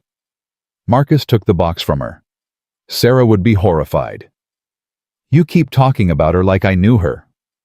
"You should have known her. That's not your fault or hers, it's just how life worked out. But we can honor her memory by making sure you have what you need." They finished loading the car. Simone said goodbye to her roommates, 2 girls who looked equally tired and overwhelmed. Marcus pressed $100 into the hand of one of them. "For next month's rent, so you're not short." "Sir, you don't have to." "I know, but Sarah's daughter lived here. That makes you family by extension. Take it." On the drive back to Beverly, Simone was quiet. "You okay?" Marcus asked. "I keep waiting to wake up. This doesn't feel real." "Welcome to my world. I've felt that way since you walked through my door." "Do you resent me for showing up and disrupting everything?" Marcus thought about the question.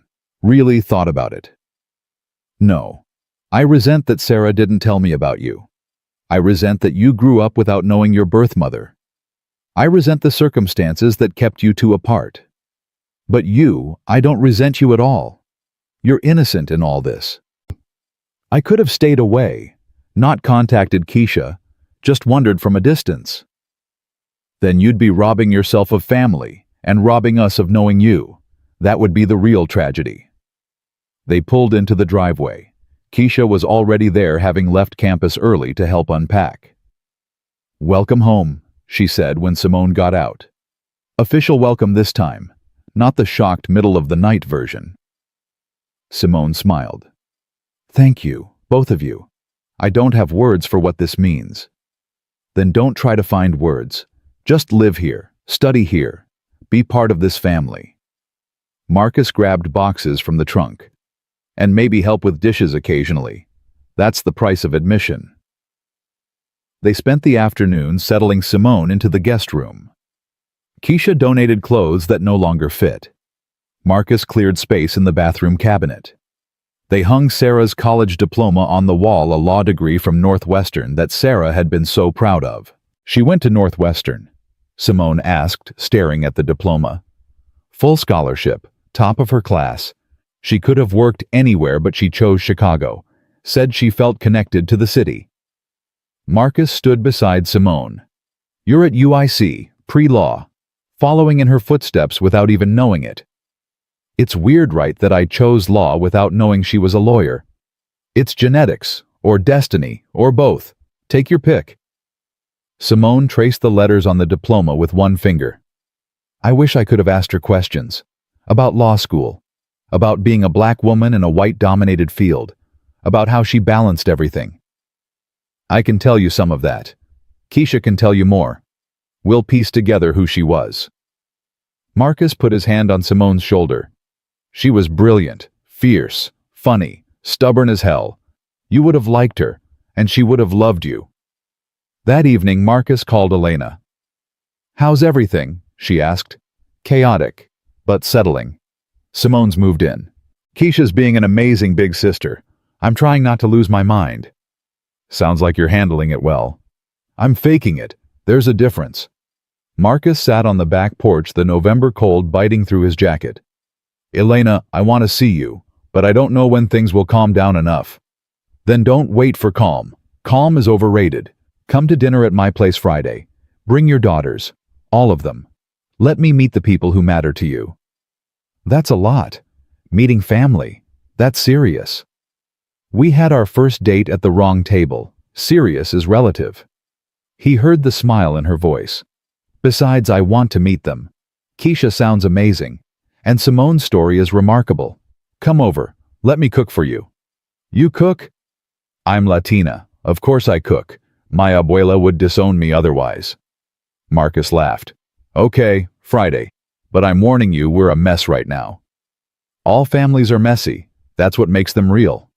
Friday arrived faster than Marcus expected. He spent the afternoon nervously cleaning the house, then realized Elena's place would be different, then worried about whether Simone felt comfortable meeting his girlfriend, then worried about calling Elena his girlfriend when they'd only had 1.5 dates. "Dad, you're spiraling," Keisha said, watching him change shirts for the third time. "I'm not spiraling. You're absolutely spiraling. It's just dinner. With a woman who already likes you. Stop overthinking. What if Simone thinks it's too soon? Sarah's only been gone 5 years. 5 years is a long time, and Simone never knew Mom. She won't judge you for moving on. But what if... Dad." Keisha grabbed his shoulders. "Elena invited us to dinner because she wants to know your family. That's a good thing. It means she's serious about you. Stop finding reasons to panic and just accept that something good is happening." Simone appeared in the doorway. I don't have to go if you think it's weird. I can stay home, study, give you space. You're coming, Marcus said firmly. Your family. Elena wants to meet you. End of discussion. They drove to Elena's condo in Lakeview. Marcus had offered to pick her up, but she'd insisted they come to her place. I want you to see where I live, who I am outside of restaurants and coffee shops. The building had a ramp entrance and an elevator. Her condo was on the 4th floor, the door wide enough for her wheelchair, the interior clearly designed with accessibility in mind. Elena answered the door wearing jeans and a red sweater, her hair pulled back, an apron tied around her waist. Welcome, she said, wheeling backward to let them in. You must be Keisha and Simone. I've heard so much about both of you. All good things, I hope, Keisha said. Mostly good, some embarrassing. Your father talks about you constantly. Marcus felt his face heat. I do not. You absolutely do. Come in, dinner's almost ready. The condo smelled incredible garlic spices, something baking. Elena had set the table for 4 with actual cloth napkins and good dishes. You didn't have to go to all this trouble, Marcus said. It's not trouble. It's hospitality. Sit. I'll bring out the food. Let me help, Simone said, following Elena to the kitchen. Marcus and Keisha sat at the table. Keisha leaned over and whispered, Dad, she's amazing. Don't screw this up. I'm trying not to. Try harder. Elena and Simone returned carrying dishes. Chicken enchiladas, Mexican rice, refried beans, homemade salsa. The table groaned under the weight of the food. This is incredible, Keisha said. Did you make all this? My grandmother's recipes. Cooking is how I remember her, how I stay connected to my roots. Elena passed the enchiladas. Plus, I like feeding people. It's a cultural thing. We show love through food. They ate. The food was perfect, rich, flavorful, made with care. Elena asked questions about Simone's studies, about Keisha's medical school classes, about Marcus's debate team. She listened like she genuinely cared about the answers. Your father tells me you're studying pre-law, Elena said to Simone. That's ambitious. It's what I've always wanted to do, even before I knew my birth mother was a lawyer. That's powerful, following a path that's in your DNA. Do you believe in that? Simone asked. That genetics determine our interests. I think genetics give us predispositions, but choice determines our path. You could have chosen anything. You chose law. That says something about who you are independent of Sarah. Simone smiled. I like that way of thinking about it. After dinner, they moved to the living room. Elena brought out coffee and Mexican wedding cookies her grandmother used to make. Marcus watched her move through her space with easy confidence, her wheelchair an extension of herself rather than a limitation. Elena, can I ask you something? Simone said. About your accident. About how you adapted. I'm writing a paper for my disability law class, and I'd love to hear your perspective, if you're comfortable sharing. What do you want to know? How did you navigate the world after legally, socially, professionally? Everything changed, right? Elena set down her coffee cup. Everything changed. The physical changes were obvious. I needed a wheelchair, adaptive equipment, accessible spaces. But the social changes were harder. People treated me differently. Some pitied me. Some avoided me. Some fetishized my disability. Very few people just saw me as Elena. How did you handle that? Badly at first. I was angry. Bitter. I lashed out at people who were trying to help and pushed away people who cared. My brother can tell you stories. She smiled ruefully. But eventually I realized being angry was exhausting. So I started advocating. For myself, first, then for others. I went back to school, got certified in accessible design, started my own practice, turned my pain into purpose. That's inspiring, Simone said. It's survival. We all do it in different ways. You survived losing your adoptive parents. Marcus survived losing Sarah. Keisha survived watching her mother die. We're all just doing the best we can with what life gives us. Marcus watched Elena talk with his daughters, both of them, and felt something shift in his chest. This was real. This connection wasn't just attraction or loneliness. It was genuine.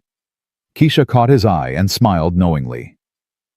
Later, after Keisha and Simone had moved to the kitchen to help with dishes, despite Elena's protests, Marcus found himself alone with Elena on the couch. "Thank you," he said, "for tonight, for welcoming my daughters, for making them feel comfortable. They're wonderful, both of them. You should be proud." "I am, though I can't take much credit for Simone. She raised herself, basically. But you're giving her family now. That matters." Elena took his hand. "Marcus, I like your life, the messiness of it, the realness. You're not pretending everything's perfect. Everything's a disaster. Everything's authentic. There's a difference." She squeezed his hand. "I spent years after my accident trying to prove I was still perfect, still capable, still the same Elena I'd always been, but that was exhausting and impossible. I'm different now. And that's okay. Your life is different than you planned. That's okay too. How are you this wise? Suffering teaches you. I'm just a good student." Marcus leaned closer. "Can I kiss you?" "I thought you'd never ask." He kissed her softly, gently, like she might break. She kissed him back with a certainty that said she wouldn't. When they pulled apart, Elena smiled. "That took you long enough. I'm out of practice. We'll work on that." From the kitchen they heard laughter. Keisha and Simone talking, bonding, becoming sisters. "Your daughters like each other," Elena observed. "Thank God for that. Could you imagine if they didn't? They're Sarah's daughters. Of course they like each other. They probably share the same stubborn streak." "They definitely share that." They sat together on the couch, hands intertwined, listening to the sounds of family forming in the next room. It wasn't perfect. It wasn't what Marcus had planned. But it was real. And real Marcus was learning was better than perfect. When they finally left around 11, Elena hugged each of them goodbye. She held on to Marcus longest. "Thank you for sharing them with me," she whispered. "Thank you for wanting to know them. Call me tomorrow. Tomorrow and every day after, if you'll let me." In the car, Keisha and Simone were quiet until they pulled onto Lakeshore Drive. Then Keisha said, "Dad, I really like her." "Me too," Simone added. "She's real. No pretense. Just honest." "That's what I like about her too," Marcus said. "Mom would approve," Keisha said softly. Marcus's hands tightened on the steering wheel. "You think so?" "I know so. Mom always said you deserved someone who saw you, really saw you. Elena does. Your mom said that before she got too sick to talk. She made me promise to make sure you didn't spend the rest of your life alone. She said you had too much love left to give to waste it on grief." Marcus felt tears burning his eyes. She said that. So stop feeling guilty. Stop thinking you're betraying her. You're honoring her by living, by loving, by being open to whatever comes next. They drove the rest of the way home in silence. When they pulled into the driveway, Marcus sat for a moment before turning off the engine. "I love you both," he said. "Keisha for always being my rock. Simone for trusting me enough to stay. I don't know what I did to deserve you two, but I'm grateful." "You're a good man, Dad," Keisha said. "That's what you did. You took me in when you didn't have to," Simone added. "You saw me as family when I was a stranger. That's everything." They went inside together. Marcus made tea. They sat around the kitchen table talking about everything and nothing until past midnight. This was family now. Keisha and Simone, Marcus and Elena, all of them figuring it out as they went. All of them choosing connection over safety, love over fear. It wasn't the family Marcus had imagined, but maybe that was the point. Maybe life wasn't about getting what you planned. Maybe it was about being open to what arrived. about sitting at the wrong table and finding exactly what you needed, about second chances and new beginnings and the courage to say yes when every instinct screamed to run.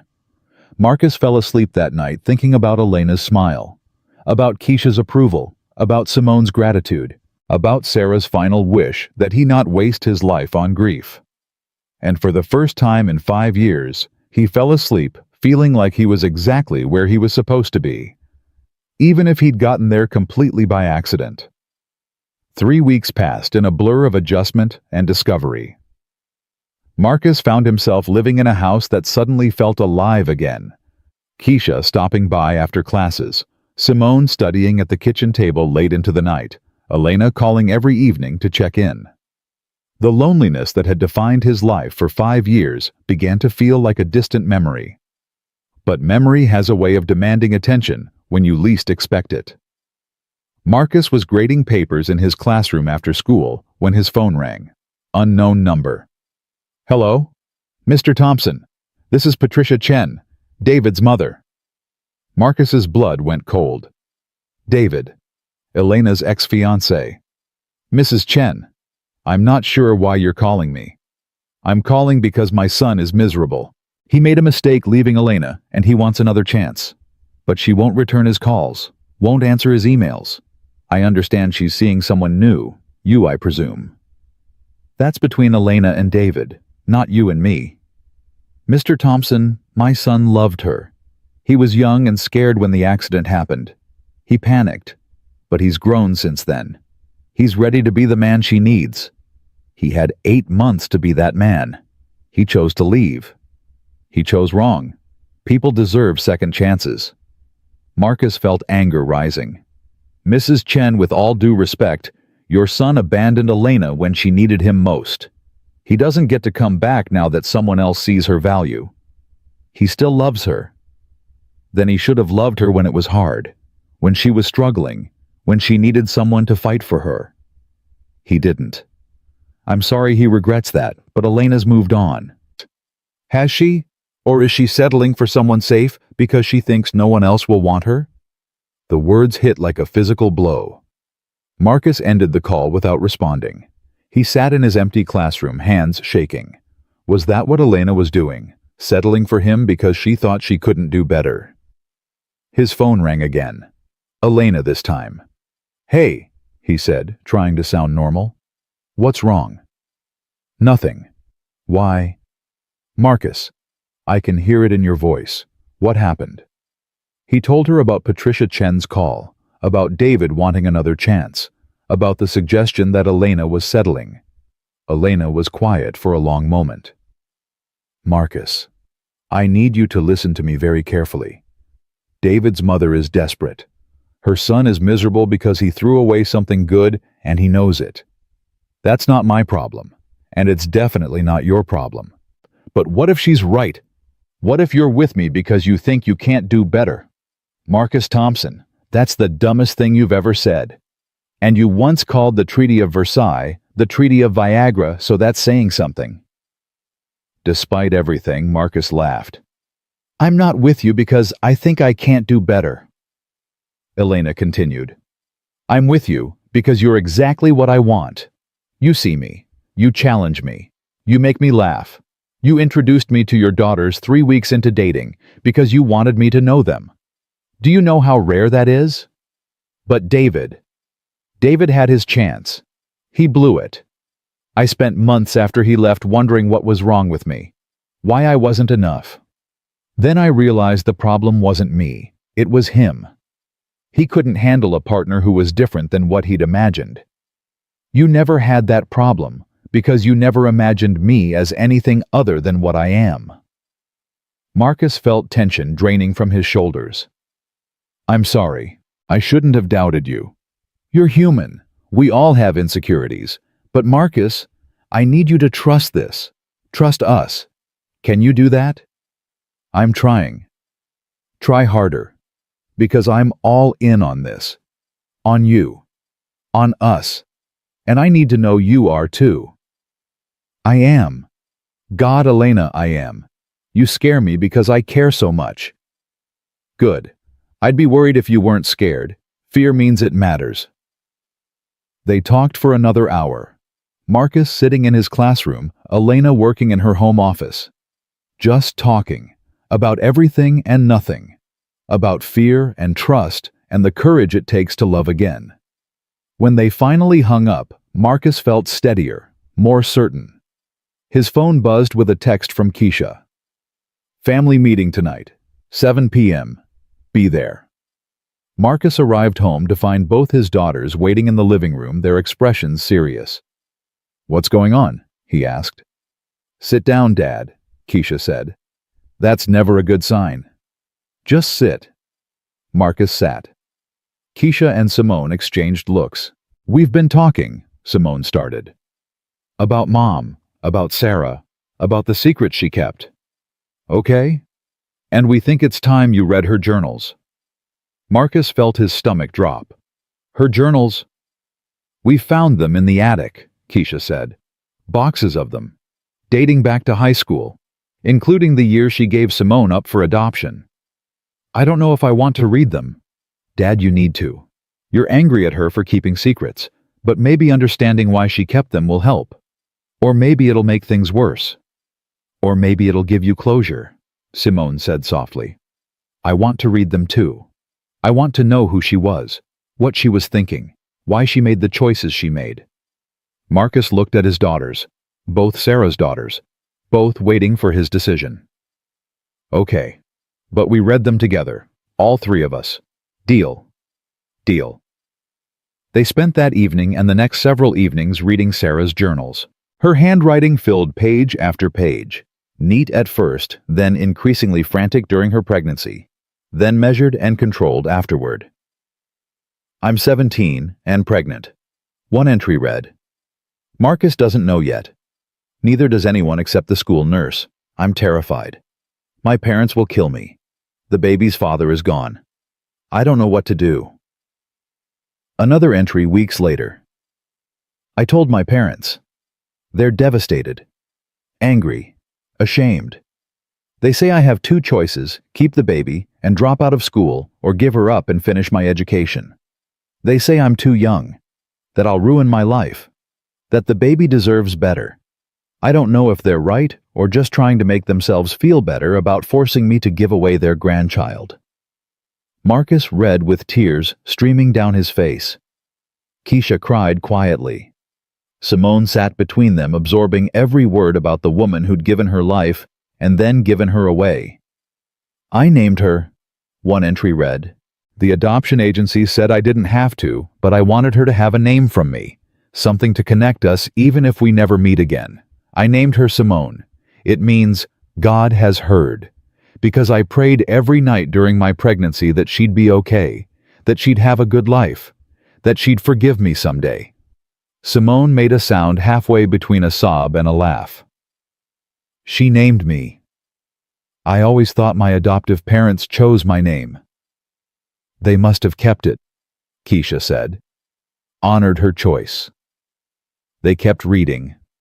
Entry after entry chronicling Sarah's grief, her guilt, her determination to make something of herself, so that Simone's sacrifice, because that's how Sarah saw it as Simone's sacrifice, wouldn't be in vain.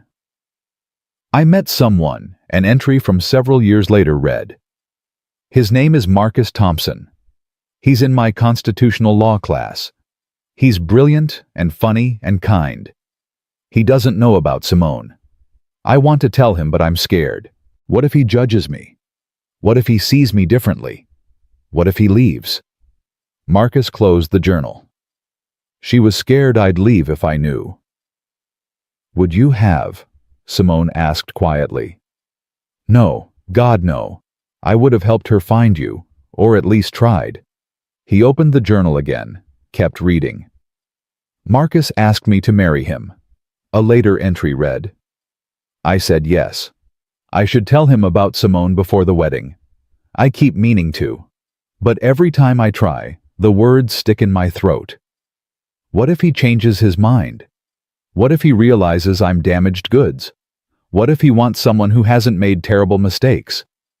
I tell myself I'll tell him after the wedding, after the honeymoon, after we settle into married life. But after never comes. And now it's been so long that telling him feels like betraying him all over again. She wanted to tell you, Keisha said. She just didn't know how.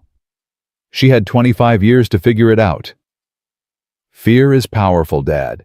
It makes us do things or not do things that don't make sense from the outside. They read until they reached the final journals. Sarah's handwriting had changed, shakier, less controlled. The cancer was taking her. I'm dying. One of the last entries read. The doctors say months, maybe weeks. I need to tell Marcus about Simone. I need to explain. But he's already losing me. How can I add this burden? How can I force him to process this secret while he's grieving? Maybe it's better if he never knows. Maybe some secrets should die with us. Or maybe I'm just a coward to the end. The final entry was dated 3 days before Sarah died.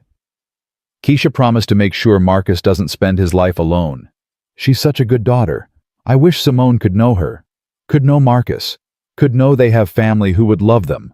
But that choice is gone now. I made it 17 years ago when I signed those adoption papers. I thought I was doing the right thing, giving Simone a better life. Maybe I was.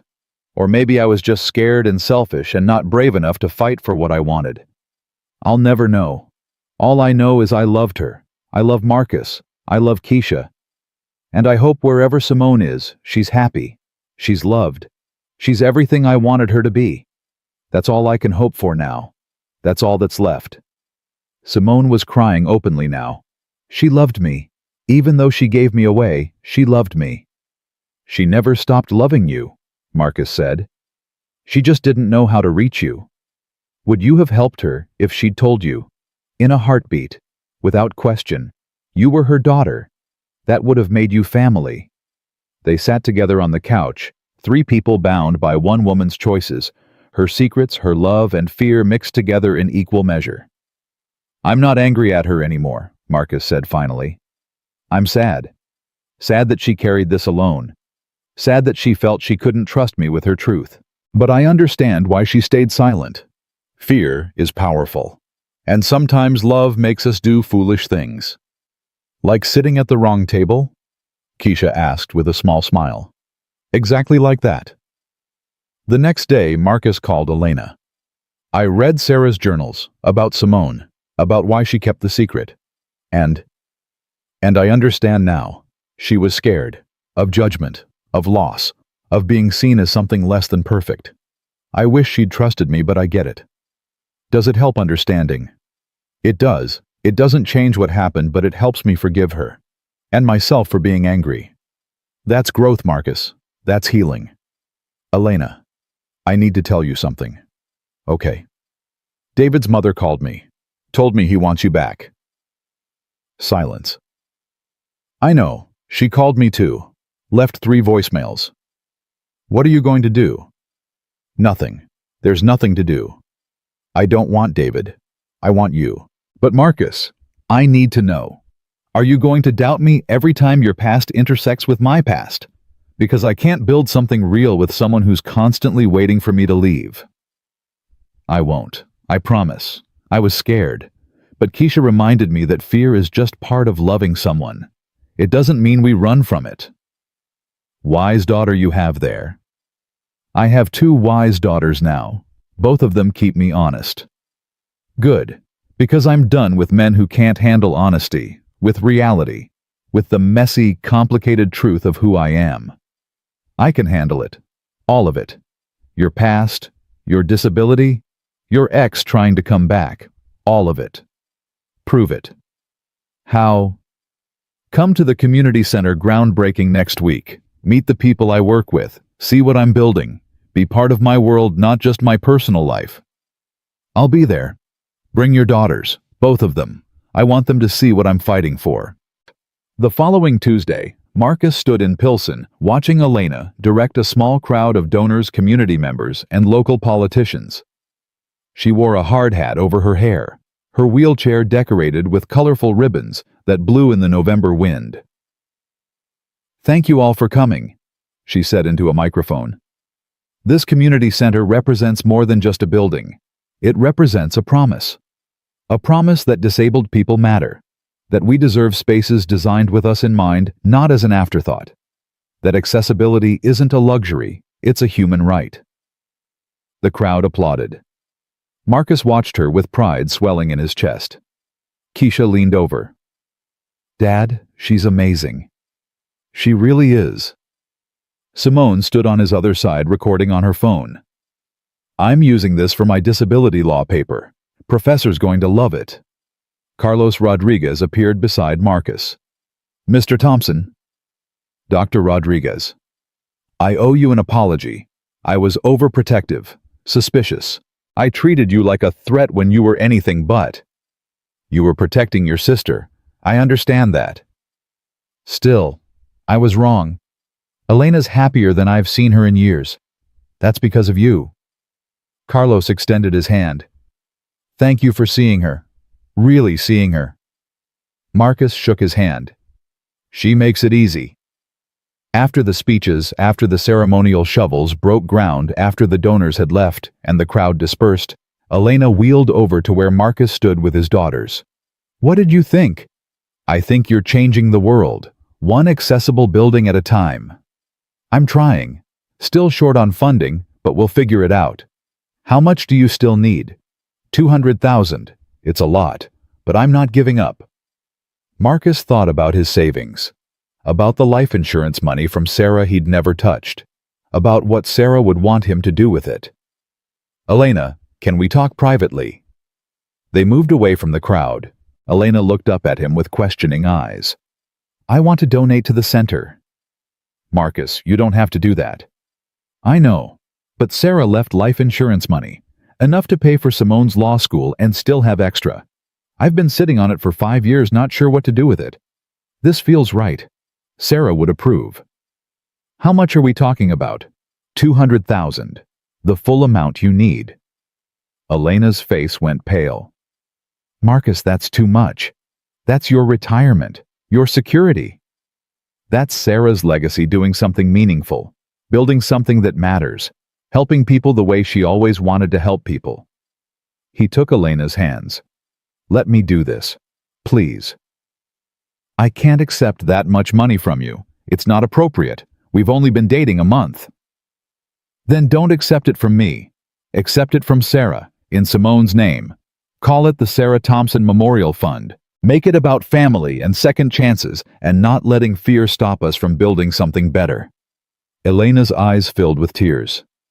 You're serious. Completely serious. Marcus, this changes everything.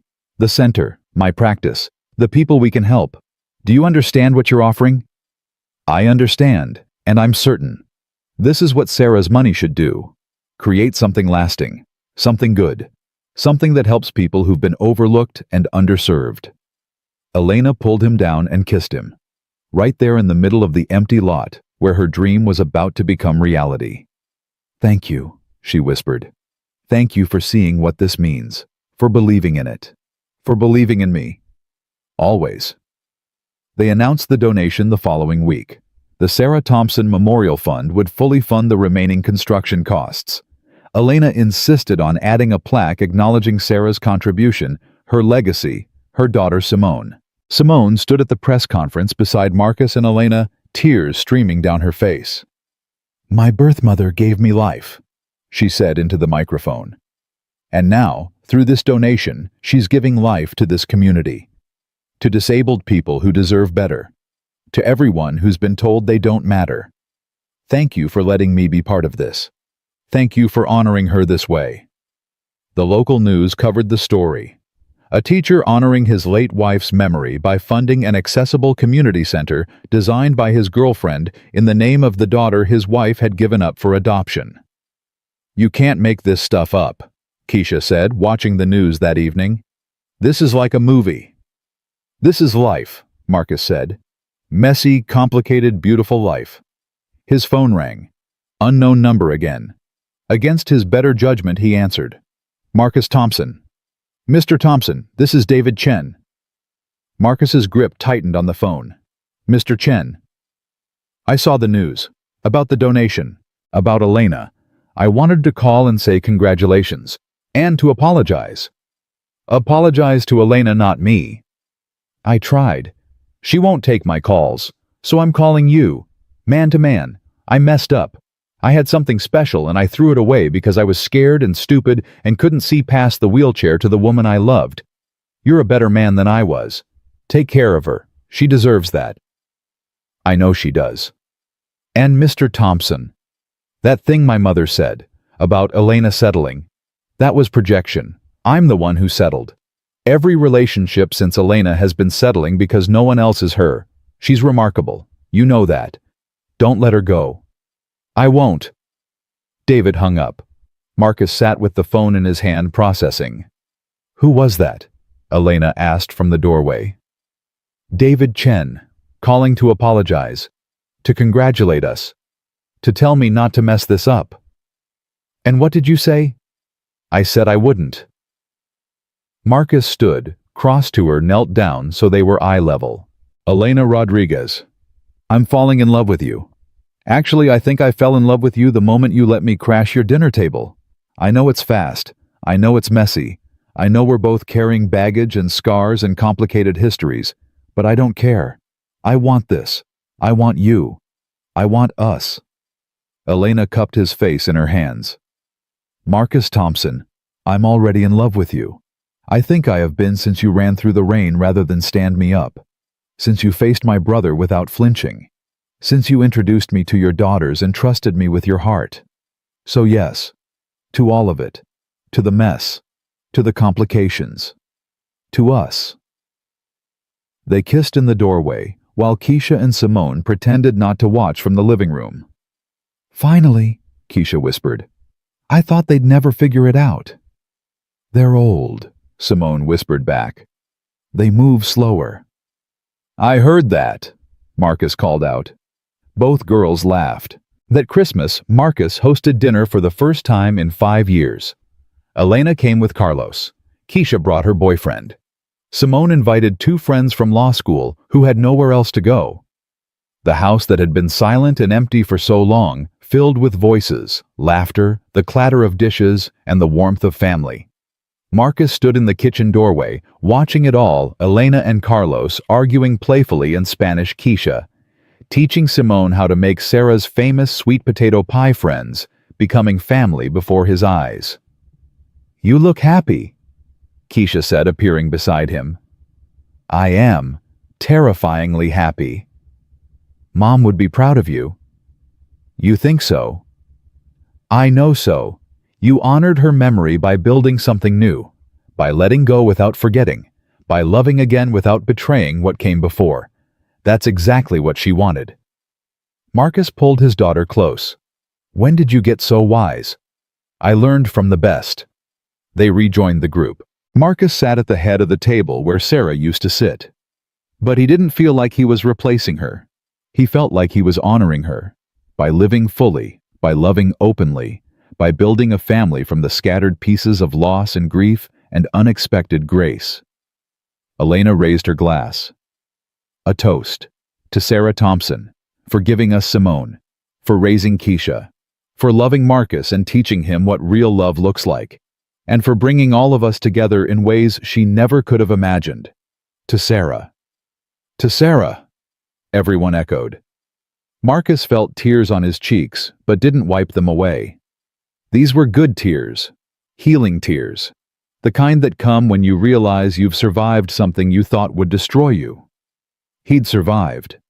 More than that, he'd learned to live again. All because he sat at the wrong table and met a woman in a wheelchair who taught him that sometimes the best things in life come from mistakes. That sometimes getting lost is how you find your way home. That sometimes the wrong turn leads exactly where you're meant to be. Marcus looked around the table at his family chosen and found and built from love and loss, and the courage to keep trying. This was home now. Messy, complicated, beautiful home. And he wouldn't change a single thing.